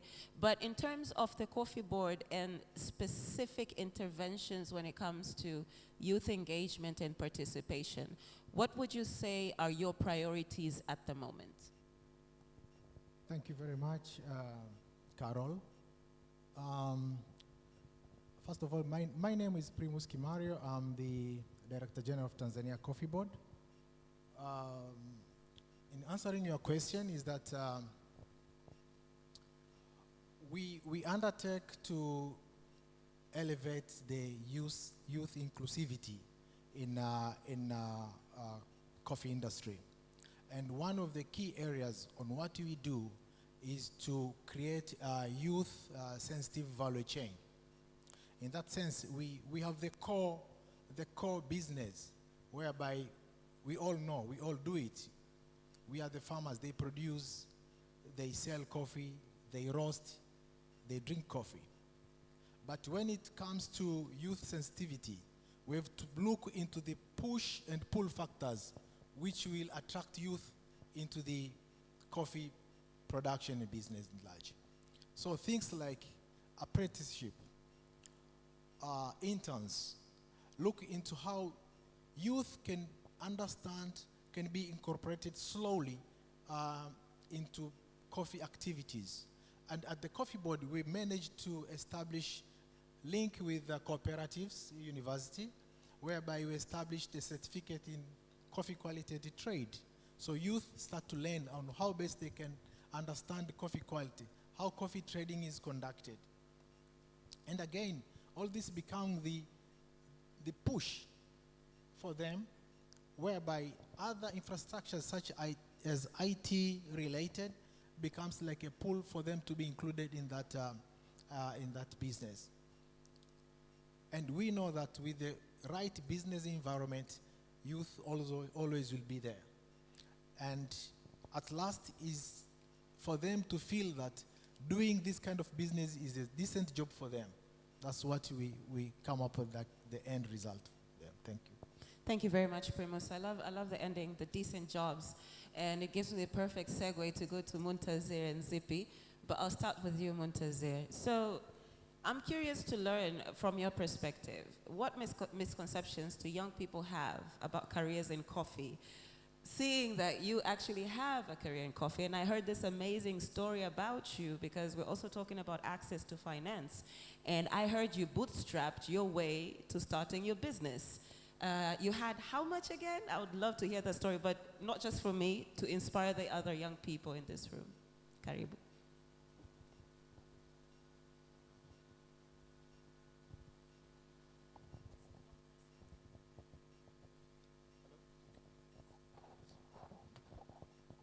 Hello. Thank you very much, Carol. My name is Muntazir Hussein. I am the founder and CEO of Cafe Coffee. The journey started in 2020.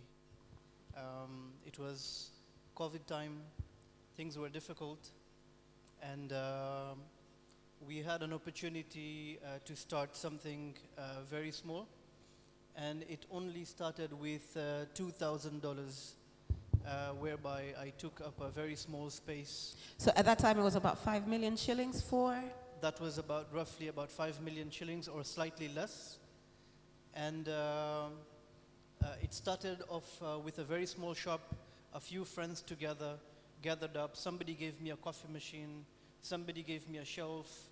I sourced coffee, roasted coffee beans from a friend in Moshi, and I started on the first day, and we made something like 16,000 shillings, and then the next day we turned into 50, and then 30 million, and by the end of the year we were crossing above $1 million only on coffee and selling cheesecakes.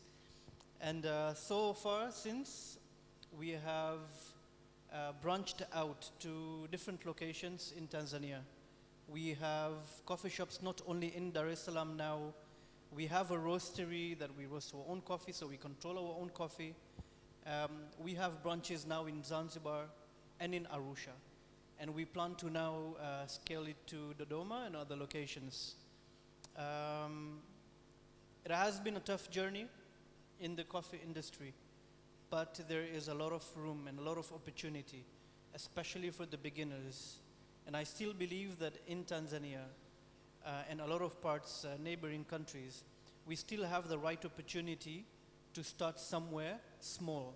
We don't have to go directly into investing something big. We can start small. There is still opportunity. Our government, our minister, the president, they're all very supportive. And I think without them, this could have been impossible. And I truly believe that our youth, as soon as they finish school and college, they have the opportunity to study more about coffee, to learn more about coffee. We have amazing organizations now. We have amazing help from Tanzania Coffee Board if somebody would want to learn more about coffee. So there are so many room. Cafe Coffee does barista schooling. We have an academy. We normally take interns. We have taken interns from Tanzania Coffee Board, trained them, and then they have gone into different locations.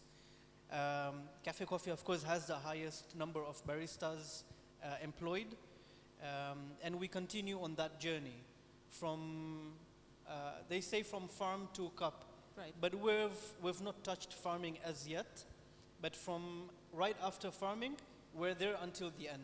Mm-hmm. I love that. Value addition, but also I'm hearing a lot of capacity building and creating linkages between youth and actual opportunities through the internship. Thank you so much, Muntazir. Zippy.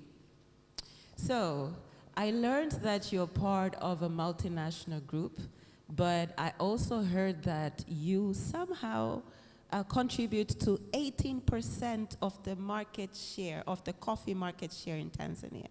So my question to you would be, one, if it wasn't through Vol Cafe, the multinational group, how would you have seen yourself navigating through the sector? That's one.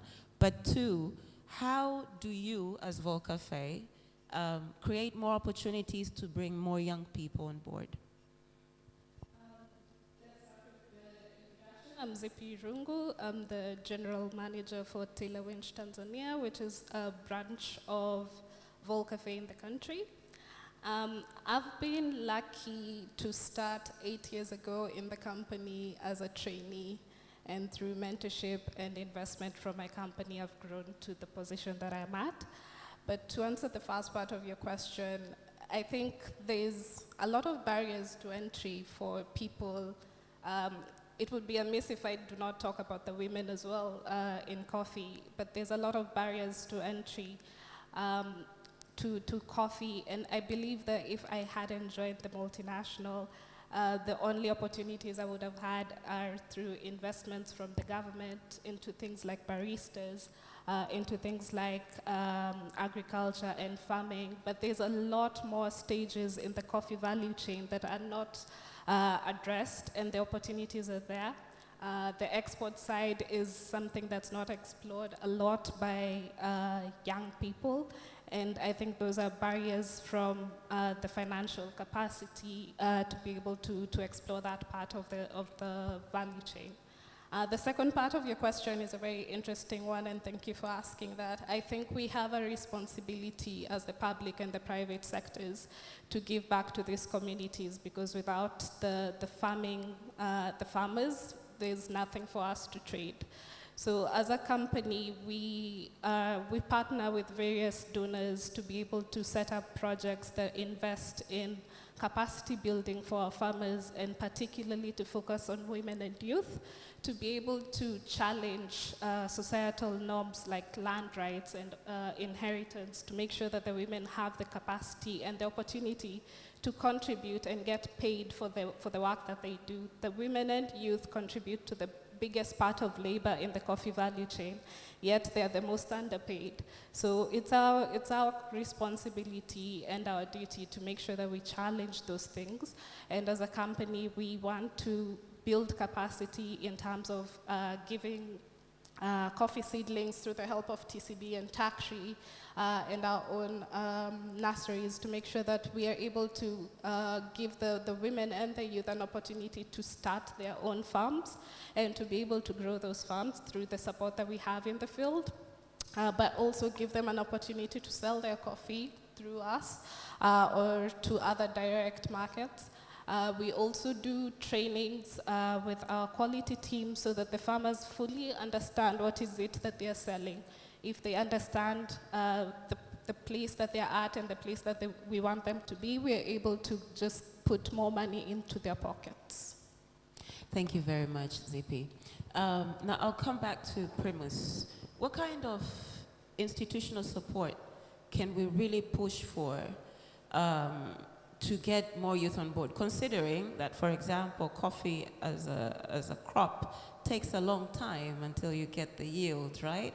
Now, young people are always saying, I want hand to mouth, I need to survive. I cannot wait for 3 years or 2 years. So what do you think would be the ideal institutional support that we can offer youth to further attract them into production of coffee, but not just production, even in the value addition chain? Thank you. As we have witnessed from the presentation, issues related to input support.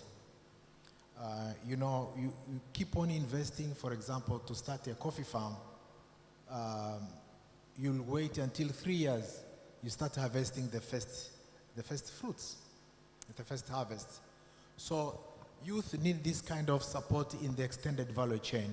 Look into financing, look into inputs, subsidy, you look into coaching, training, all these that are required to enable youth to be able, number one, to understand the industry itself, and secondly, to be able to be attracted until they start harvesting and knowing how it takes to become a coffee farmer or what it takes to be a coffee trader.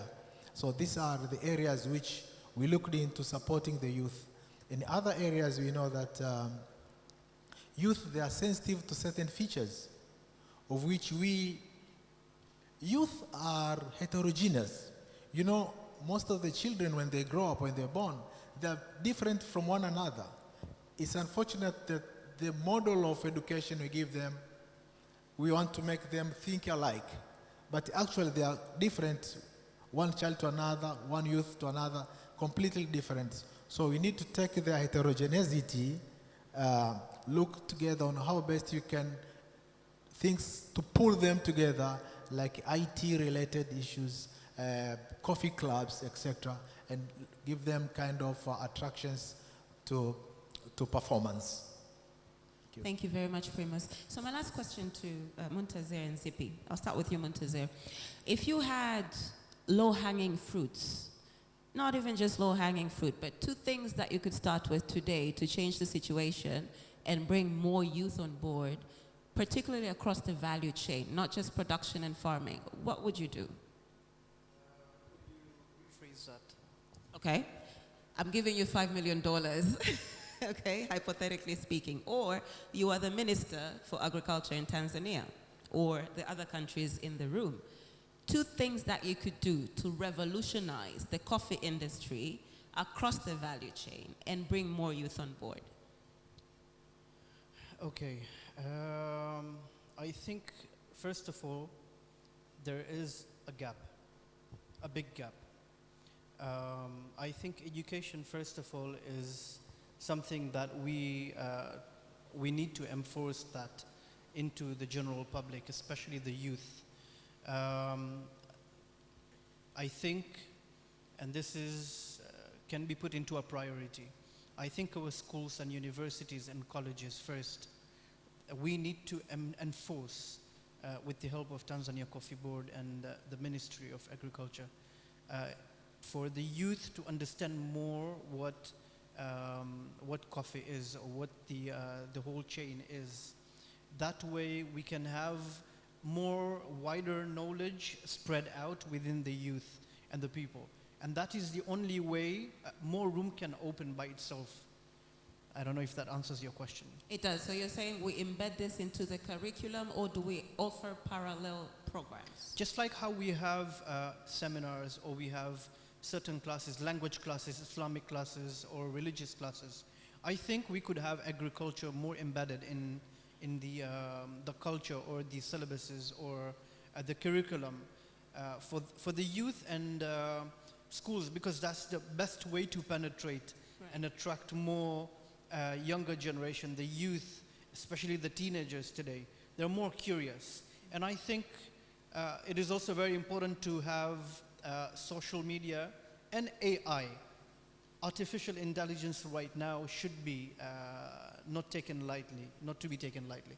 I think it is a point whereby we can use these small gaps that we have, because they are the ones that contribute largely to what we want to send out as a message to the youth. And I think that will automatically add a value. And I think that's where the gap is. This is what my understanding is on that. Okay, thank you. Thank you very Zippy, you mentioned women and their underrepresentation, and I'm very passionate about that as well. But seeing that they are actually the majority in the agriculture sector, how do we push for their representation, but not just their representation, their full participation and engagement to be acknowledged and actually recognized as, mass production farmers, if that is? Financing. I think it's a very easy way to get not just women but youth as well into agriculture, into roasting. It's just access to financing.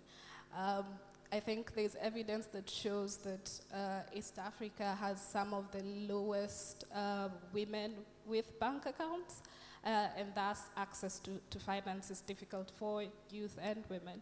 So having grants or access to finance for them should be able to get them into coffee and keep them in coffee as well.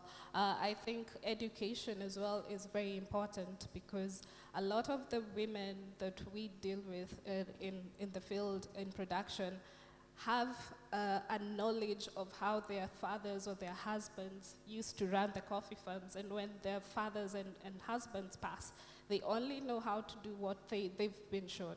So investment into teaching them different ways, because the way you farmed coffee 20 years ago is not the same way you should be farming coffee now. Investment in innovation and technology, and into teaching them how to be better. Honorable Minister said that the production in Africa is going down. And I believe it's because we're not innovating enough to adapt with the changes in coffee production. And I think that's where we should be focusing to invest in women and youth as well.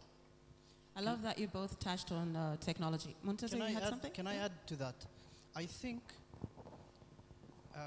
these are amazing points, great points. And I think more seminars like these do make a greater impact. With G25, amazing, like what we have done, it has given an impact. A lot of people think, barabara sasa zitafungwa. You know, that's the concept. But G25 literally opened a lot of people that, hey, there is something happening about coffee. Now there is more awareness. So this by itself is a greater knowledge, not only to the youth, to the general public, wakulima. There are so many people who are not aware the impact of coffee that we have. I mean, I frequent to Dubai more often. I've studied at ICCA. I've studied professionally in coffee. And every time I go there and I speak about Tanzanian coffee, we're always told that what is Tanzanian coffee? They're more aware of what Kenyan partners have done an amazing job. And I think these kind of seminars, these kind of gatherings can bring a greater impact, not only to the youth, but to the general public. Thank you so much for that addition. Now, as a closing remark, Vumi, I'm coming back to you. What would be your call out to the ecosystem in the room? What more do you want to see them doing to make a program or a project like BBT Coffee a reality and possibly have a duplication, you know, a replication across the piece?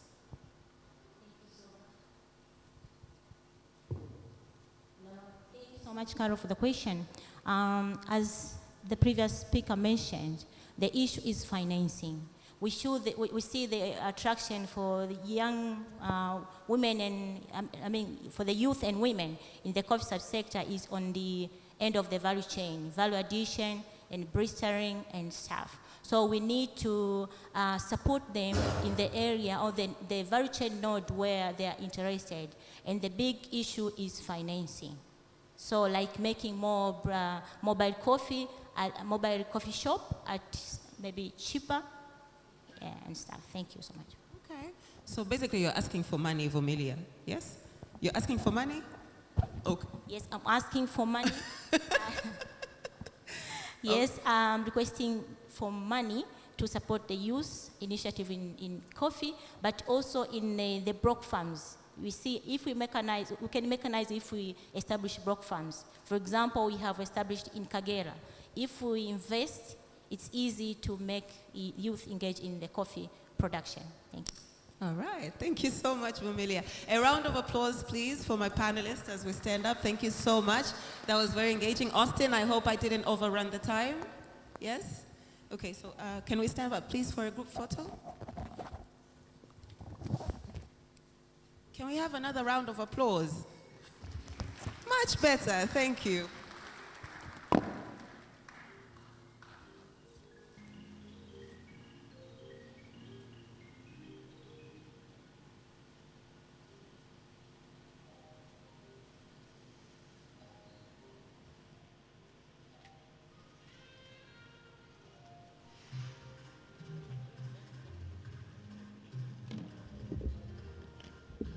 Honorable ministers, distinguished delegates, ladies and gentlemen, let's give this panel a wonderful round of applause.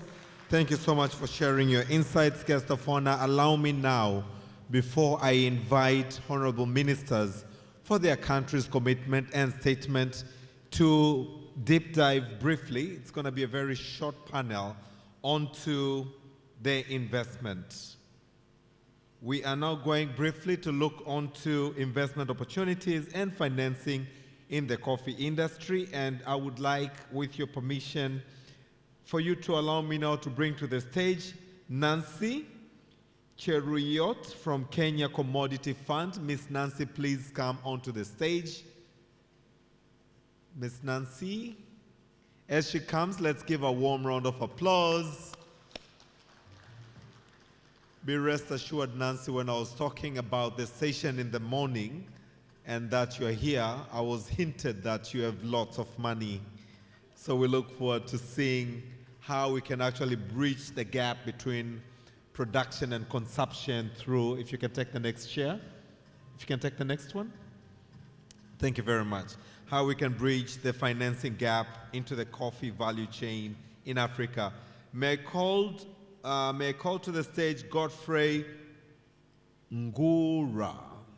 I stand to be corrected. Mr. Godfrey, as he comes, let's give him a round of applause. He's the Director General for Cooperatives Bank, I understand. CBT, they will get an opportunity to introduce themselves. But again, in the aspects of investment opportunities as well as financing in the coffee value chain, please join us onto the stage. You can pass here. This is your stage this afternoon. Guest of honor, allow me once again to invite the CRDB CFO, who is here to represent the CEO. The CFO from CRDB Bank.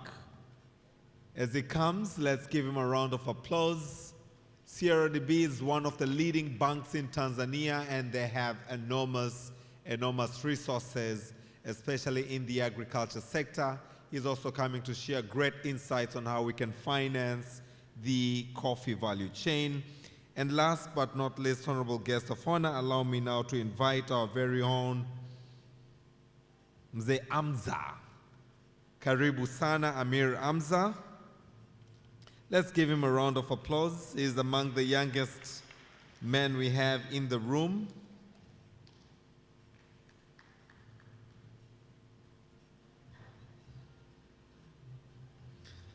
Amir Amza is a highly accomplished Tanzanian with nearly 30 years of experience in the coffee industry. He is also the chairman and CEO of Amir Hamza Tanzania Limited, a family-owned company that has built the largest state-of-art spray-dried instant coffee factory in the Eastern and Central Africa. Allow me to repeat again, the largest state-of-art spray-dried instant coffee factory in East and Central Africa is found here in Tanzania, and it is owned by Mr. Amir Hamza, who is also the chairman of the African Fine Coffee Association, as well as the AFCA Tanzania Country Chapter Chairman. We are delighted to have them all on stage. Karibuni sana for a quick session. I'm only going to ask you two questions.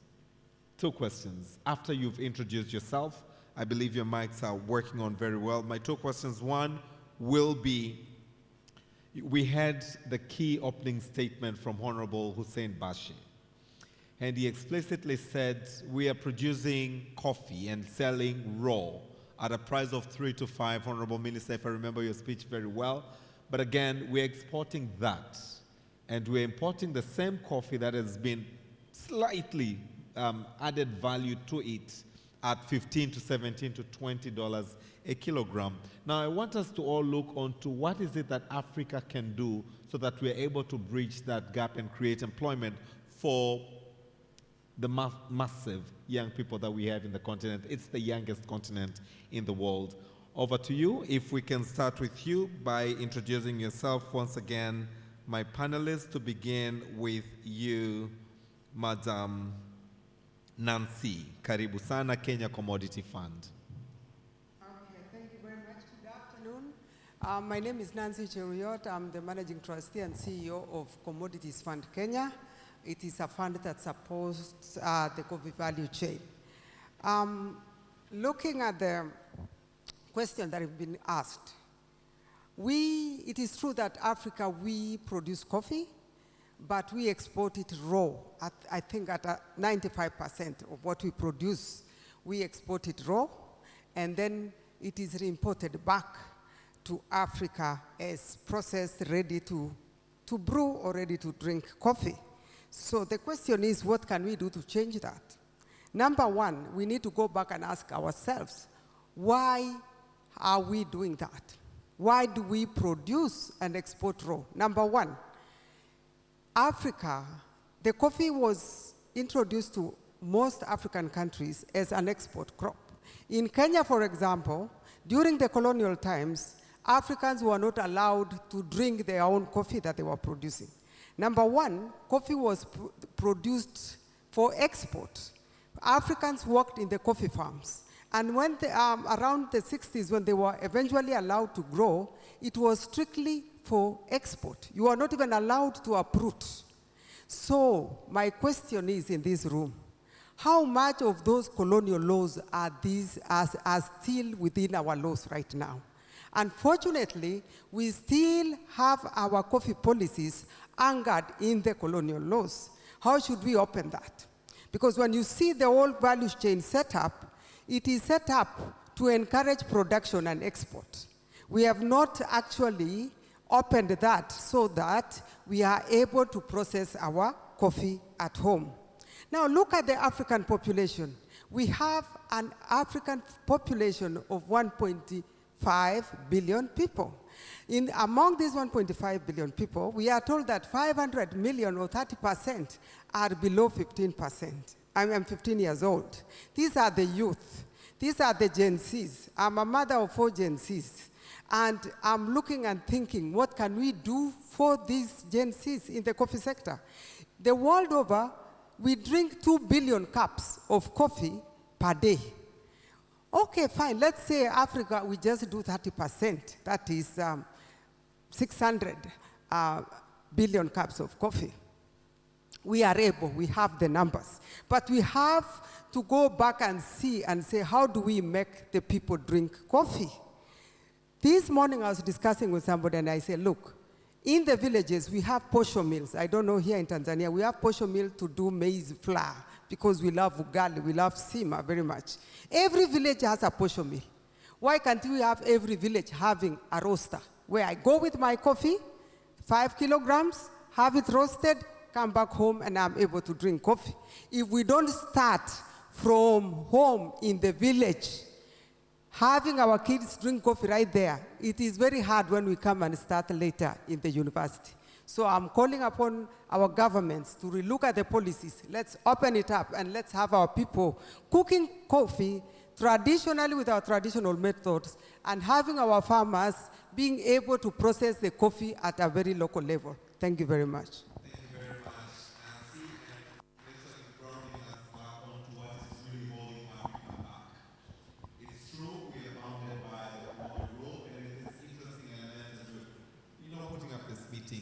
That South Africa is one of the leading coffee consumers, yet none of the coffee that is consumed in South Africa comes from the coffee-producing African countries. Over to you. Godfrey, please tell us from CBT, how is it that we can really, change the narrative from being producers of raw to consumers? Please use this one. Thank you, Austin. It's a pleasure. Ministers and delegates, my name is Godfrey Ngura. Godfrey Ngura is our Managing Director for Country First Ever Cooperative Bank. And allow me to appreciate the speech by Minister Bashe and admit that for the last 2 decades, decades to be specific, this bank has been contributing to the twice as much as we import the raw coffee than we export the finished good one. So the Cooperative Bank of Tanzania is really a coffee bank. The founders and members of this bank originally came from a coffee-producing region of Kilimanjaro. And it was meant to really finance and bridge a gap between financing need between the producers and access to market, looking for how they can really get the best prices by helping cooperative societies, number one, to aggregate, number two, to access market, but also be able to provide competitive and cost-effective pricing to primary agri from the farmers, particularly coffee farmers. And out of the desire and some challenges from main commercial banks, they founded a cooperative bank. So it is important that as we try to shift the paradigm and look for the better way to ensure that we don't we don't import more raw coffee, it's critical that as a bank we play a role to address the value addition. And if you ask me, I think the youth have a better chance to do that in terms of the number, generationally. So as a bank, we will be providing financing and leakages to support small-scale industry that add value. But we need to make agri-smart. The current generation of youth are smart youth. So in terms of the farming, the approach to farming, it has to be professional. We need some critical skills that resonate with the Gen Z. So we are able to attract them. Number one, to access funding in the bank is one thing. But does the farming process also smart to attract the youth? So we need both. Number one, we need financing to address some of the small-scale levels equipment and industries to provide value, so we don't export the raw. But also we need to address the farming, the process itself, make agriculture professional. And allow me to say this, agriculture appear to be, for those who doesn't have jobs, somebody saying, I don't have a job, I'm just a farmer. You see, we have to change the narrative and make youth feel like when they are farming, they should feel like any engineer will feel like he's doing engineering. A doctor will feel when he's doing operation. Can we make a farmer feel like, and that is what youth want to feel when they're doing agriculture. Can they feel like they're undertaking a professional thing? So it has to be smart, it has to be digital, but also it has to be tech. Let's make it tech-powered. In this way, we will be attracting youth, and the bank will have an opportunity to provide financing. Just a quick one before you pass on the mic to my brother from CRDB Bank. What is it? No, from Coop Bank. Sorry? From Cooperative Bank. No, before I pass the mic to CRDB, now that I'm talking to you, I want you to give us just one example of what you have done as a cooperative bank to the youth in Tanzania, especially in supporting the coffee value chain. You can just give us one or two examples briefly so that we can now learn from what CRDB is doing in value addition so that we bridge the gap of exporting raw and consuming or exporting value-added coffee. So, number one, working with KNCU, Kilimanjaro Cooperative, Native Cooperative Union, we have been able to address the value addition, and we are selling the processed coffee, roasted, packed. So we have provided the funding for the small-scale cottage machinery, where KNCU at their offices, behind the bar, they are able to roast, they are able to pack, and they are selling. Actually, we have a coffee union cafe in Kilimanjaro, where we are selling the coffee, but they're also selling the roasted packed bag, funded by the Coop Bank. We have been able also to extend close to 7 billion Tanzanian shilling in the last 3 years to cooperative society farmers to access market. But again, this is part of raw coffee export that we need to address by addressing the value addition approach. Thank you very much. I'm going to come back to you on that as we are looking on to unlocking the youth potential in the coffee value chain.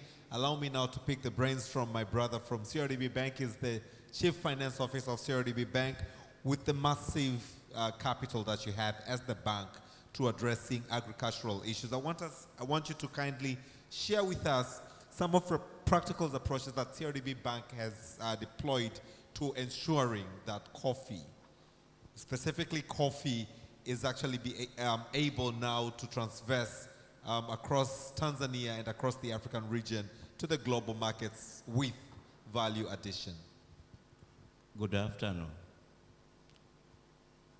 My name is Maregesi Shaban. I'm here on behalf of our group CEO and CFO. And currently I'm working with CRDB Bank PLC as the head of agribusiness. Coming to the topic, what the bank is doing to support coffee value chain. And the theme which is actually looking on how we can improve our balance of trade across all African countries.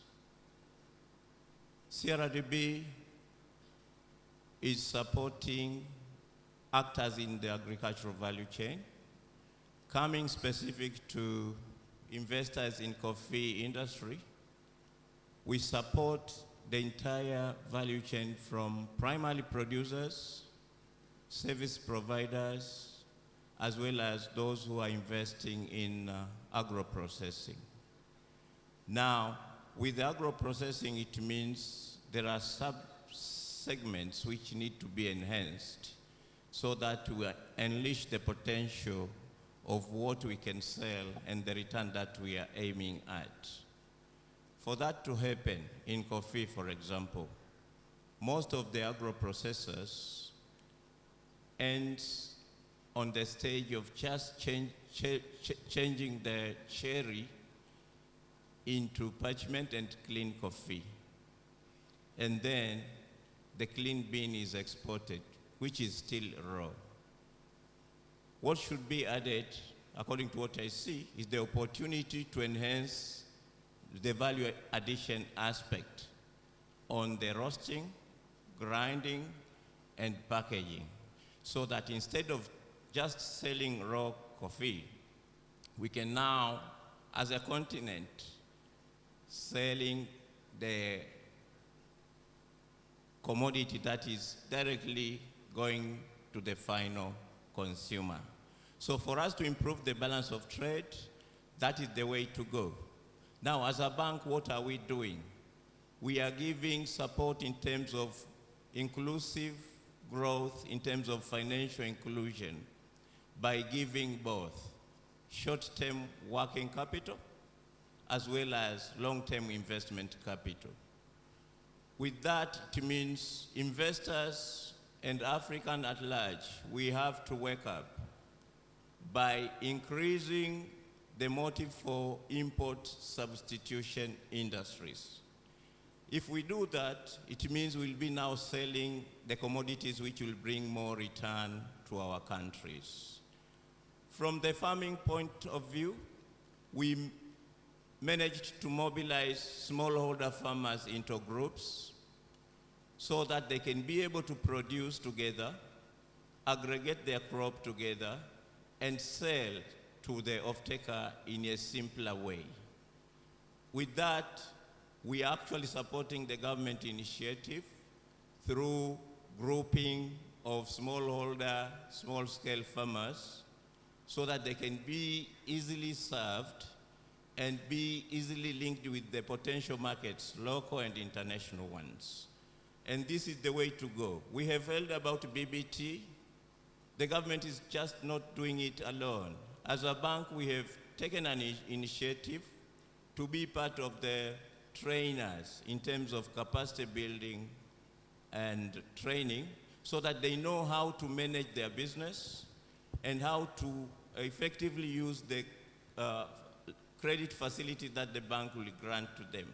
So during incubation period, under which the Ministry of Agriculture is actually assisting these youth and women in the incubation center, we actually take a place of training together so that once they graduate from the incubation center, they become more aware on what should be done and how to do it. Thank you. Thank you very much. Can we give my panelists a round of applause? Mr. Amir, I'm going to come back to you. and give you a 5-minute slot to basically do your presentation, which will sort of like give a summary of this discussion. But allow me once again to come to you, Nancy. I want now to focus on the access. And since all of you are financiers, I want us to focus on the access. We all agree that agriculture is probably the most ill-financed sector for many reasons. And now we're looking on to the opportunities for youth. They do not have the collaterals. They probably do not have the bank records, the statements that you require. They do not have probably the know-how to even fill up those 200 pages document to be able to secure a 50 million loan. Now, how do we then ensure pragmatically that the youth have access to financial loans and capital that they will now be able to take over the industry and really transform it from exporting raw to actually be able to produce from Africa? To start with you, Nancy, access. And if you can highlight specifically on some of the key examples that you have done as Kenya Commodity Fund to assist the young people to access the capital. Thank you. Okay, thank you very much. Indeed, access is something that has been hindering the youth from accessing finances. Remember, we need the finance, it's a revolving fund. We need it back so that we can lend it back. So when the fund was established, we used to take a tangible security in terms of the project farm itself as a form of collateral. But however, with time we realized that the title of the farms belonged to the fathers. So the women, even though they would farm, the farms didn't belong to them, so they were not able to access the funding. So what we did in Kenya to enable the youth, the women, and other special groups who did not have title for their farms, we introduced what we call direct settlement scheme. And what direct settlement scheme does is that the Nairobi Coffee Exchange, where most coffee is traded in Kenya, we have an MOU with them where they will deduct the loan and then it's paid to our account and the balance is paid to the coffee farmer or the cooperative for that moment. So what the DSS did, where it became a law that all coffee sold at Nairobi Coffee Exchange has to go to the settlement account with one of the banks that was identified. So now there is no risk. I give you a loan, I follow your coffee up to the market, and according to the agreement that we signed with the producer, my deduction is done while, and we are paid at the same time. So that was one very key thing that has been implemented in the past 1 year. Secondly, we also demystified the issue of title deed, and we said, fine, if your father does not trust you to give you the title deed, we also are now went ahead and ensured that you can also legally lease land.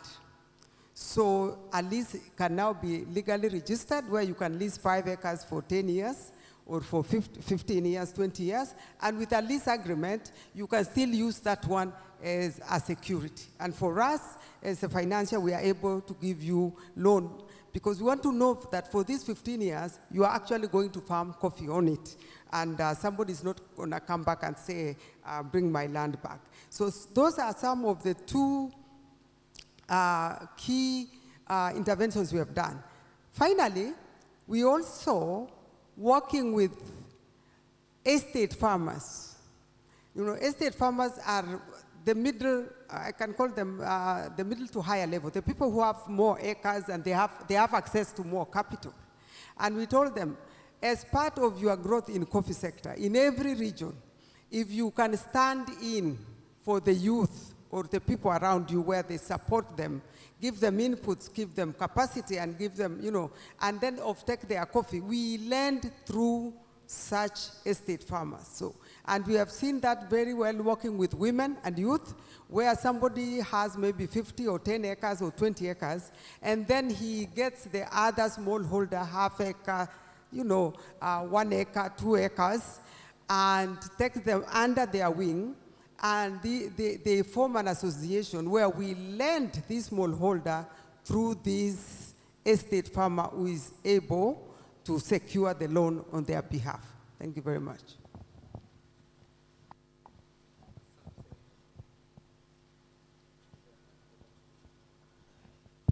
Thank you very much, Ms. Nancy. A lot of great lessons to learn, and I believe the coffee players in all our respective countries are gathering some of the best practices that are being demonstrated by Nancy from the commodity, the Kenya Commodity Fund. Over to you, Mr. Maregesi Shabani from the CRDB Bank, Head of Agribusiness.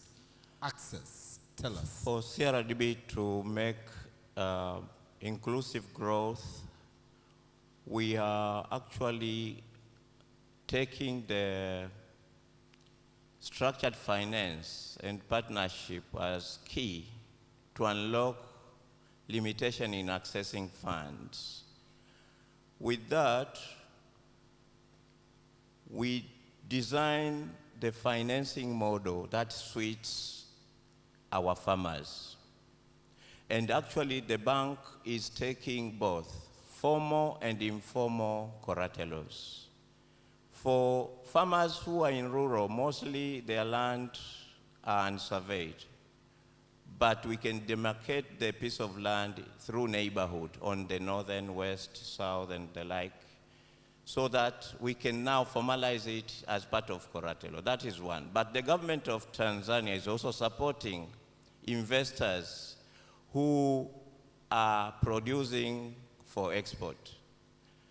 The government, through our central bank, the Bank of Tanzania, is having the so-called Export Credit Guarantee Scheme. So for farmers who are producing for export, and in case they are falling short of collateral, the Export Credit Guarantee Scheme is complementing the same. But the bank has gone a step further to engage other guarantors, local and international, in such a way that once we find that there is business viability, limitation of collateral is no longer an issue. Apart from that, we designed the so-called tripartite agreement to link smallholder farmers, the bank, and key off-taker. This makes easier financing inclusion to people who might be left out of the cycle of finance. How? The off-taker is agreeing that once the crop is produced, it can be taken and bought by them. So they give us market assurance. While, on the other hand, the off-taker is also guaranteeing the bank that after buying the crop, the sales will be routed through CRDB bank account. So we can even take the expected sales proceeds as part of the collateral for the loan. Apart from that, the bank is also having a subsidiary in the name of CRDB Bank Foundation.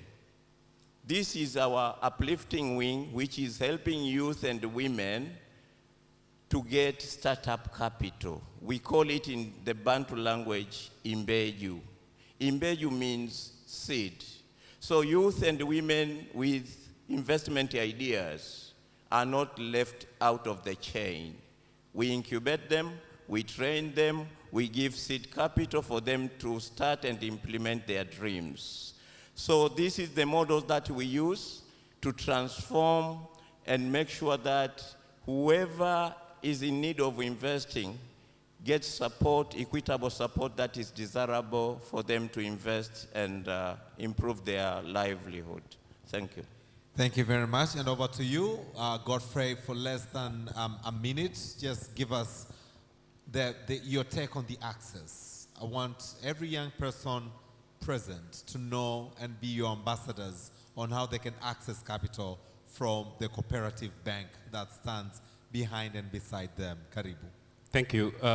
Because cooperative bank is less than a year old, here is my take, my vision for this. And this is actually what we are doing at Coop Bank. Number one, for us to address the access to finance, we can't, and again, focusing on youth, we can't keep on funding agri. the way it has used to be done traditionally. Youth doesn't own land, youth doesn't have collaterals, youth doesn't have track records of the bank accounts and whatever. So as a government, but also as a bank, we need to make some deliberate actions, affirmative one. Number one, we must start funding startups. And as Coop Bank, we will be funding startup around agri-value chain, and more specifically coffee and the like, coffee, cotton, cashew nut, and the rest of the strategic crops, including the tobacco. But it should not be dependent on the track record, history on the performance, collateral, land. It has to be on the idea and the values that things bring. Backed by some deliberate action or funding, special funds or revolving fund, internally generated within the government or anywhere, but creating an opportunity for youth to access fund. Number two, we must fund innovation. So we must create, because we expect that in this generation, youth are innovative. Even if they are not, we must find a way of making them innovative. Other than other factors, but I understand part of the challenges in creating innovation is research and development. So as a bank, we must also fund and find a way of where ideas are cherished. Ideas are taken to the next level, and we fund ideas to make them real. This way, we will attract youth, we will give them access to finance, but again, we must enable them to add value. So adding value will need technology, they'll need machineries, they'll need, but again, where do they get the fund? It has to come from the bank. So I strongly believe for us to unlock the youth potential, we must give them an opportunity to start, make mistakes, fund mistakes, cherish innovation, and allow them to cherish. Absolutely. Thank you. Let's give my panelists once again a round of applause. As I now give Mr. Hamza, I believe you will have less than 5 minutes presentation, which will sum up the discussion that we've had, and then my panelists will have the parting remark, less than a minute, and then I will invite Honorable Bashe to guide us on to the next step, which will now invite all the ministers and those representing their countries to come and share their commitment. Hamza, over to you. Yes, you can come here, you can speak from there. The choice is yours. Can I have the presentation? It's already on the screen.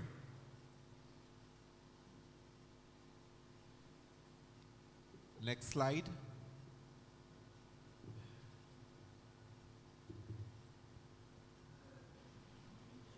Good afternoon, everybody. Honorable Minister of Agriculture and honorable dignitaries, Your Excellencies all here. I thank God that today is a historic day for Tanzanian stakeholders to have such kind of a meeting in our country.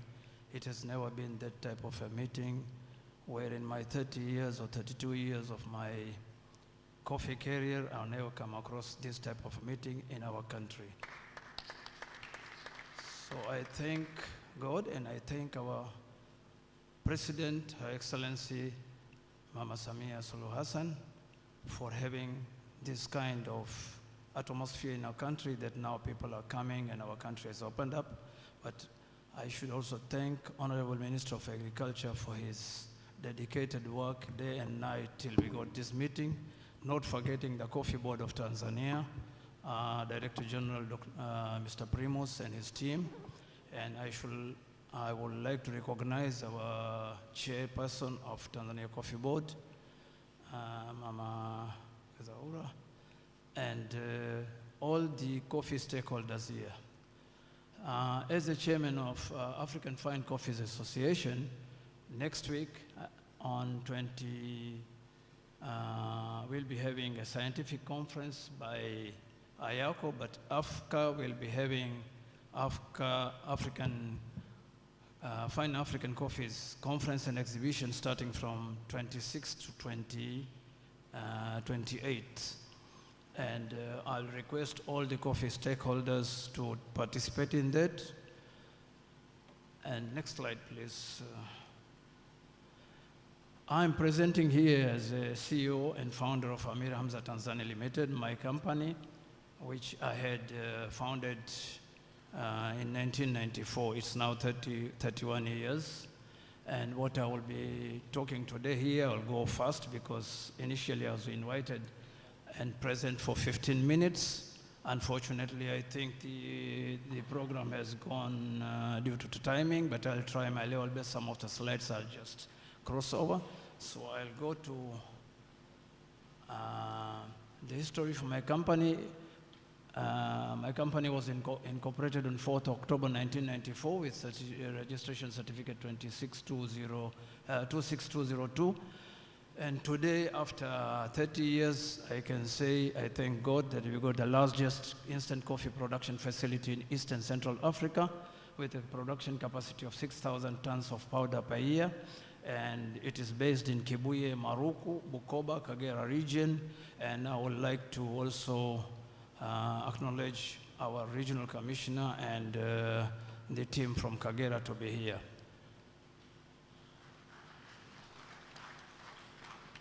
Our journey started in 1994 from my family backyard, and then I got the license from Tanzania Coffee Board. Please, previous slide, please. Yeah, this is our first license which we obtained in 1994. And you can see our offices when we started in 1995 were of wooden planks, Mabanzi. And you can see a VIP visitor that was none other but he was ambassador of Denmark in Tanzania who visited us. And in 1999, we also had a mobile coffee curing factory. We were innovators and we were trying to innovate and look at the world where it was moving. Coffee consumption patterns in Africa. I would like to talk a bit about it, but I'll go fast.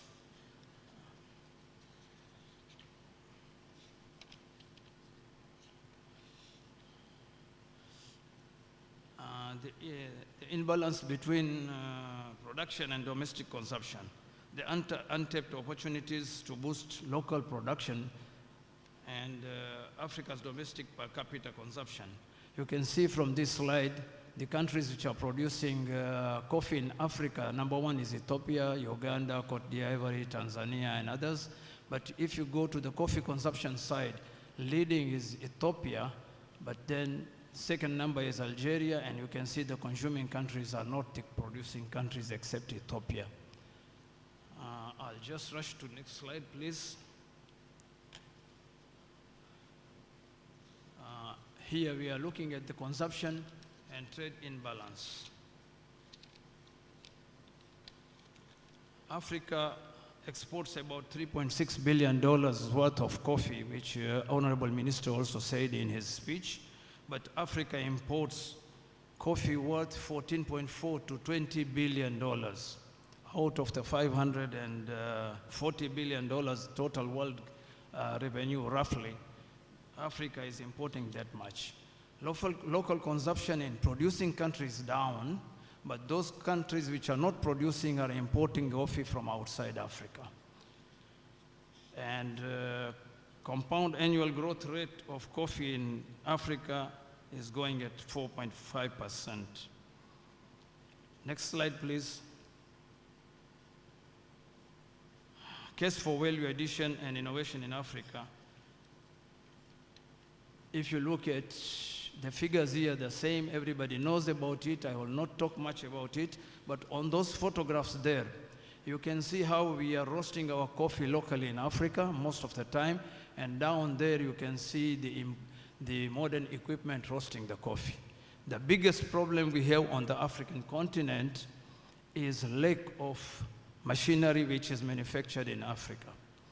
Coffee machinery, if you go to coffee producing continents of the world, you go to South America, they've got their own roasters, they've got their own espresso machines, they've got own coffee machinery and equipment.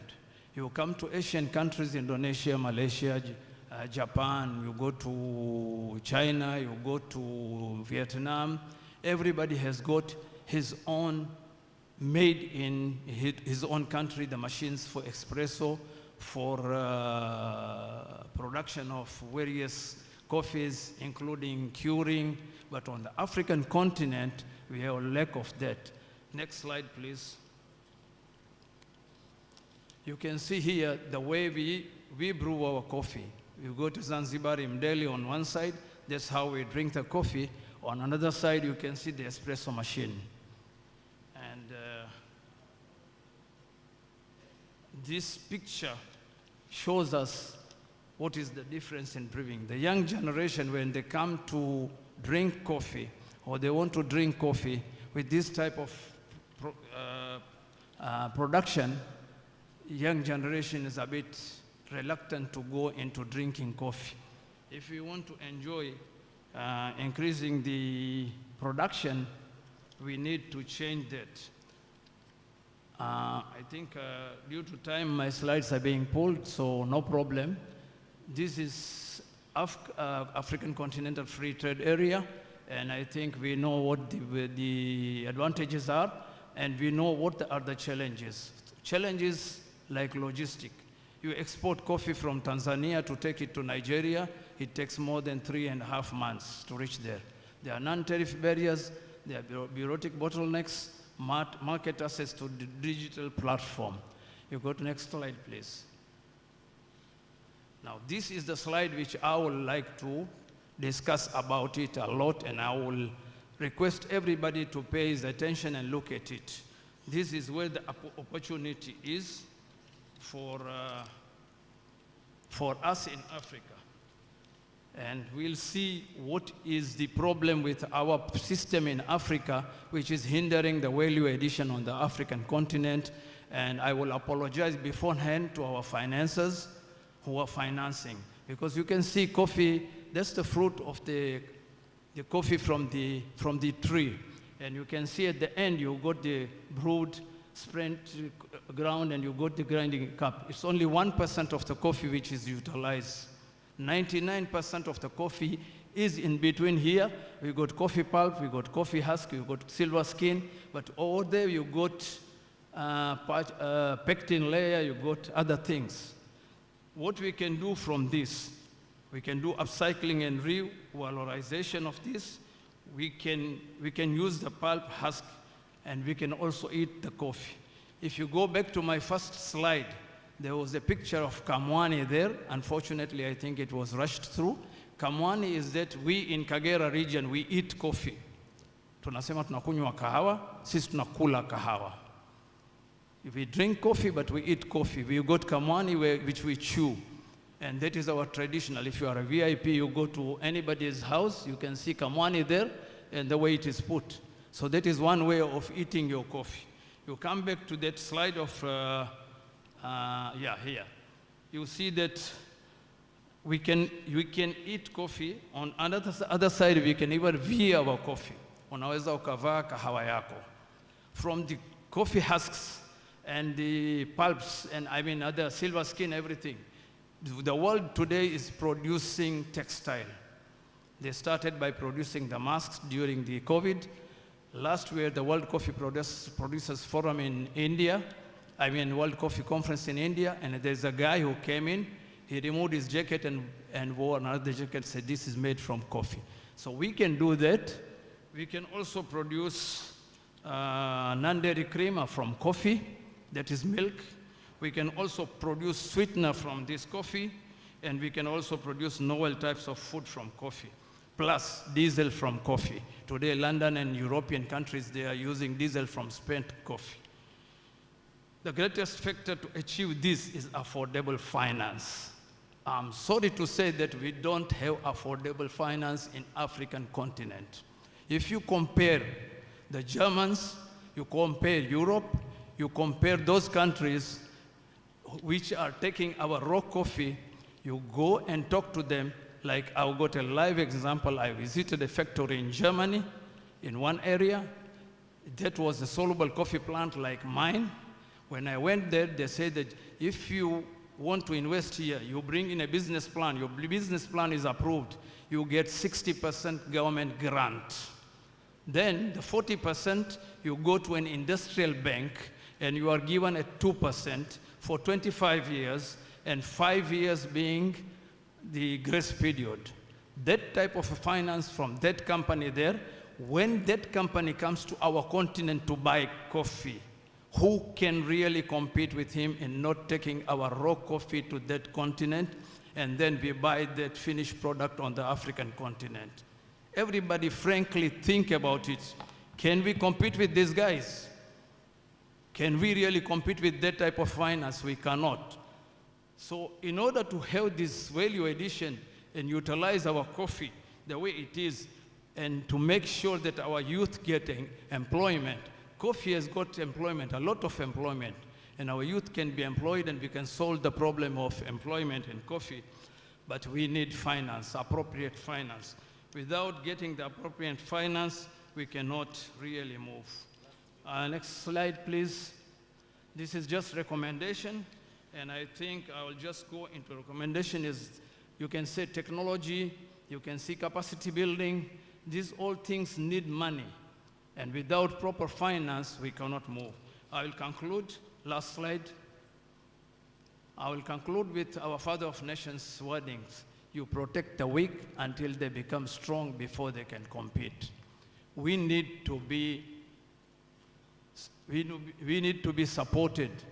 The coffee industry needs to be supported, whether it's the private sector, it's cooperative, it's government, whatever it is. But we need the support in the coffee industry, and that support will only come if we change our mindsets, look at the coffee industry the way it is required. With this and the timing, I should just say it's going to be a good day, made with love in Tanzania. Asanteni sana. Thank you very much. Asante sana sana. Let me start with you, Nancy, on your parting remark. Make it less than a minute. Thank you very much. What I can say is I have three parting remarks to give.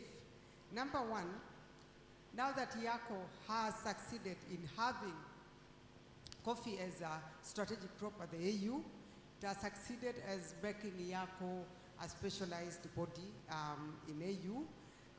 And now we have Africa Free Continental Free Trade Area.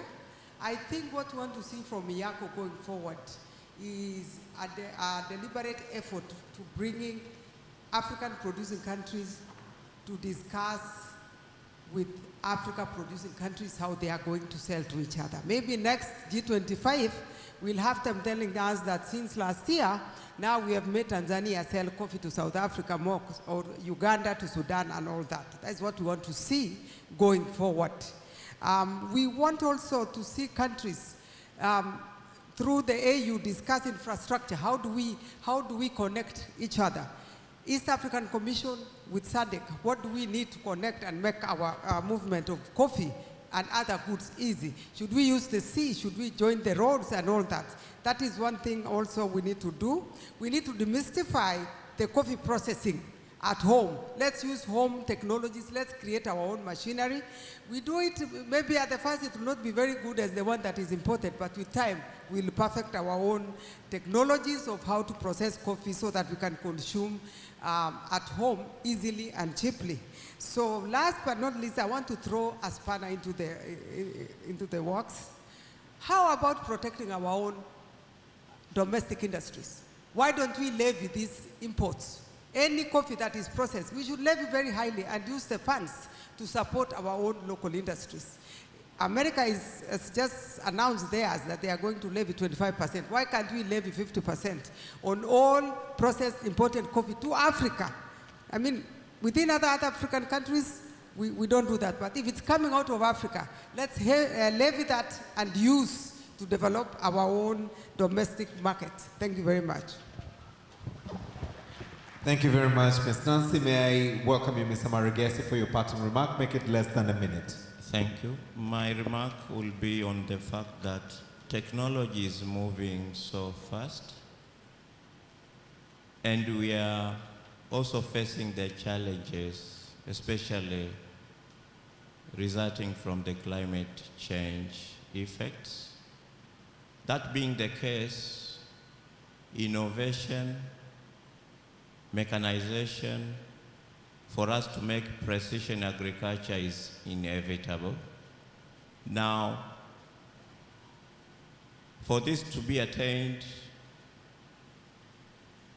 I call upon all of us to look on how we can make collaborative ways of doing things through private-public partnership. That is where we can unlock all the pain points, collaborate with the governments we have, and transform the sectors to its maximum potential. Coming to Africa, our land size is over 30 million square kilometers. Our internal market is having the population of 1.5 billion people. What should we do is collaboration, cross-border investments. Those who have abundance should look on how they can serve those who are in need within the continent first. Those who have precision technology should also look into how they can expand within the region so that they leverage on what they have to maximize more in terms of market and in terms of productivity. For Tanzania, the investment policy is very attractive. We are welcoming you to invest in Tanzania. We have abundant in terms of arable land, we have abundant in terms of resources, and we have abundant in terms of financial support. CRDB Bank is ready to be your #1 choice local bank. You can come and invest, and even if you find a potential trader, a potential partner that you want to do business with, we are welcoming you to harmonize your trading. We can structure your facilities, your trade deals very safely through letters of credit, guarantees, and even financing. So the doors are open as we are following the investment policy of the country led by our President for the United Republic of Tanzania, Dr. Samia Suluhu Hassan, actually is promoting investors to come. And for your information, whatever you invest in the country, once you want to generate profit and you want to take back the profit to your country, there are nice arrangements CRDB can do. Through the central bank, we can register your equity injection as the shareholder's loan in such a way that once you generate profit, you can repatriate your profits without any restriction. I welcome you all, and let us collaborate for the signage and profitability of all parties involved. Thanks. Thank you very much. Over to you, Godfrey, your parting remark. Can you really make it 30 seconds? Thank you. Number one, I think it should be youth-focused. If you want to really create a value along coffee and increase production of a finished coffee, it has to be focused on the youth. Number one, because they're youthful, the largest number in terms of population. They're 50%, more than 50% of Tanzania.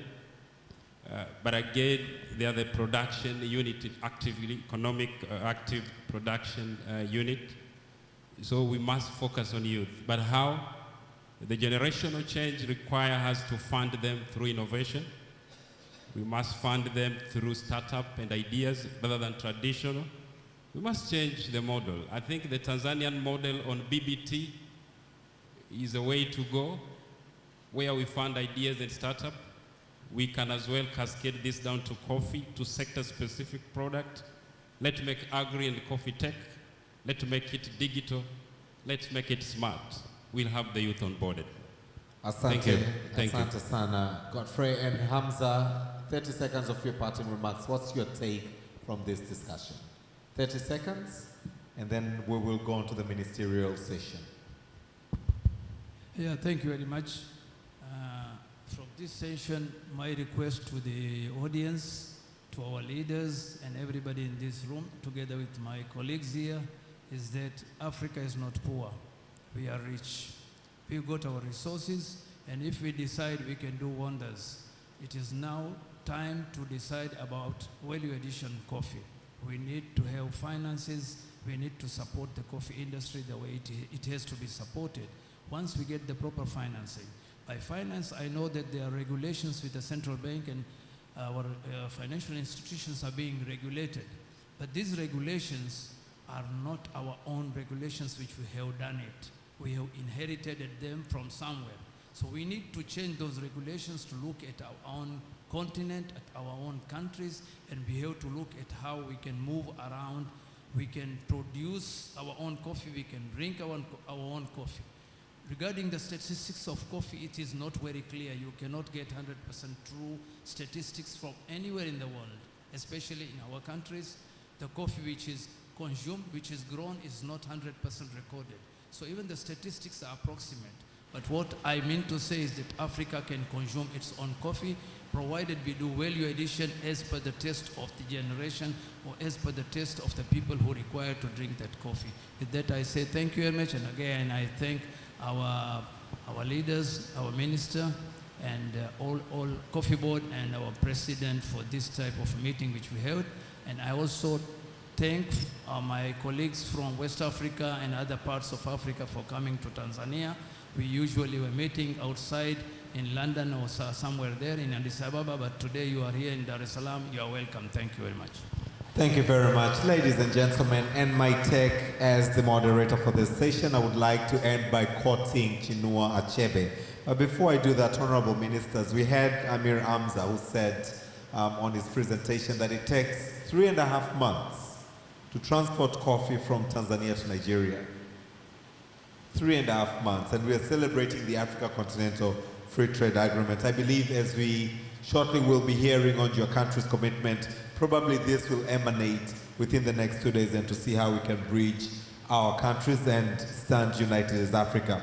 So Chinua Achebe once said, when we come together like this, honorable ministers, distinguished delegates, ladies and gentlemen, it's not because we cannot sit and enjoy our offices back in our countries, but we come together because it is good to do so. And as it is good to do so, let us literally, as we part with the Dar es Salaam Declaration, which we'll soon be hearing from the ministers, take this forward to really advance the opportunities that can emanate from the coffee value chain and other value chains that will empower the youthful population that we have in Africa. If we do not do this now, then our young people tomorrow will come and ask, what is it that is left for us? Without further ado, let's once again put our hands together for all my panelists as we stand for a group photo. Can we please line up for the group photo before we go on to the ministerial session? So you would just give.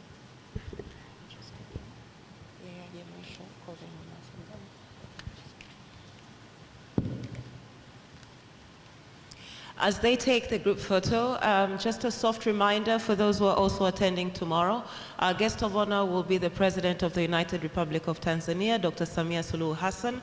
So we kindly request you to be at the venue and be seated by 8:30 a.m. Thank you very much.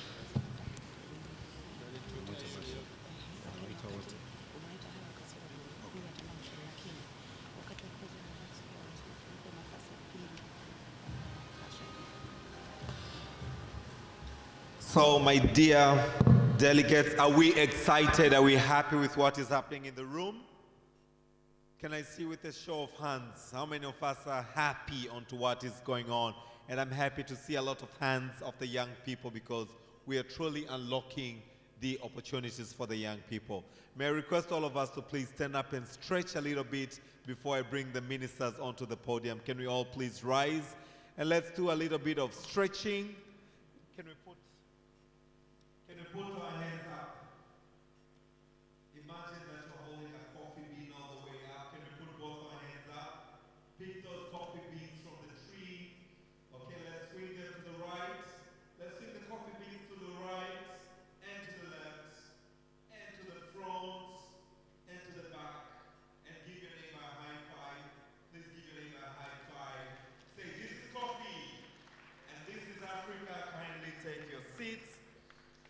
Please take your seats as I now invite honorable ministers to please come to the stage. Our stage can only take 6 chairs, so I will invite the first round of ministers, and then we'll take the next one, and then we shall have Tanzania as the final and give us as well as the closing remarks. May I invite Uganda? We have Honorable Kiakulaga Fred Bwino. Kindly come to the stage. As he comes, let's give him a round of applause. Ladies and gentlemen, we have Dr. Adugna Debela Bote, who is the Deputy Prime Minister of Ethiopia.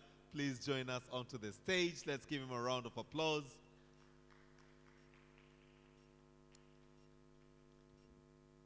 Apologies if I'm missing some of these titles. I will get them correct tomorrow, but we have Ethiopia. Allow me now, guest of honor, to invite Cote d'Ivoire Ambassador Ali Torre. Please join us onto the stage, representing Cote d'Ivoire. Cote d'Ivoire, please join us onto the stage. May I invite Honorable FCPA Wycliffe Oparanya from the Republic of Kenya.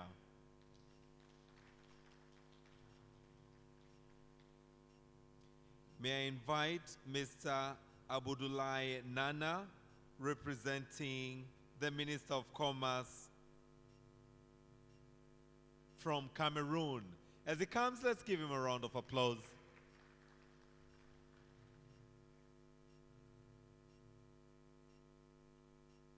And as the final one for this round, may I invite Mr. Honorable Eric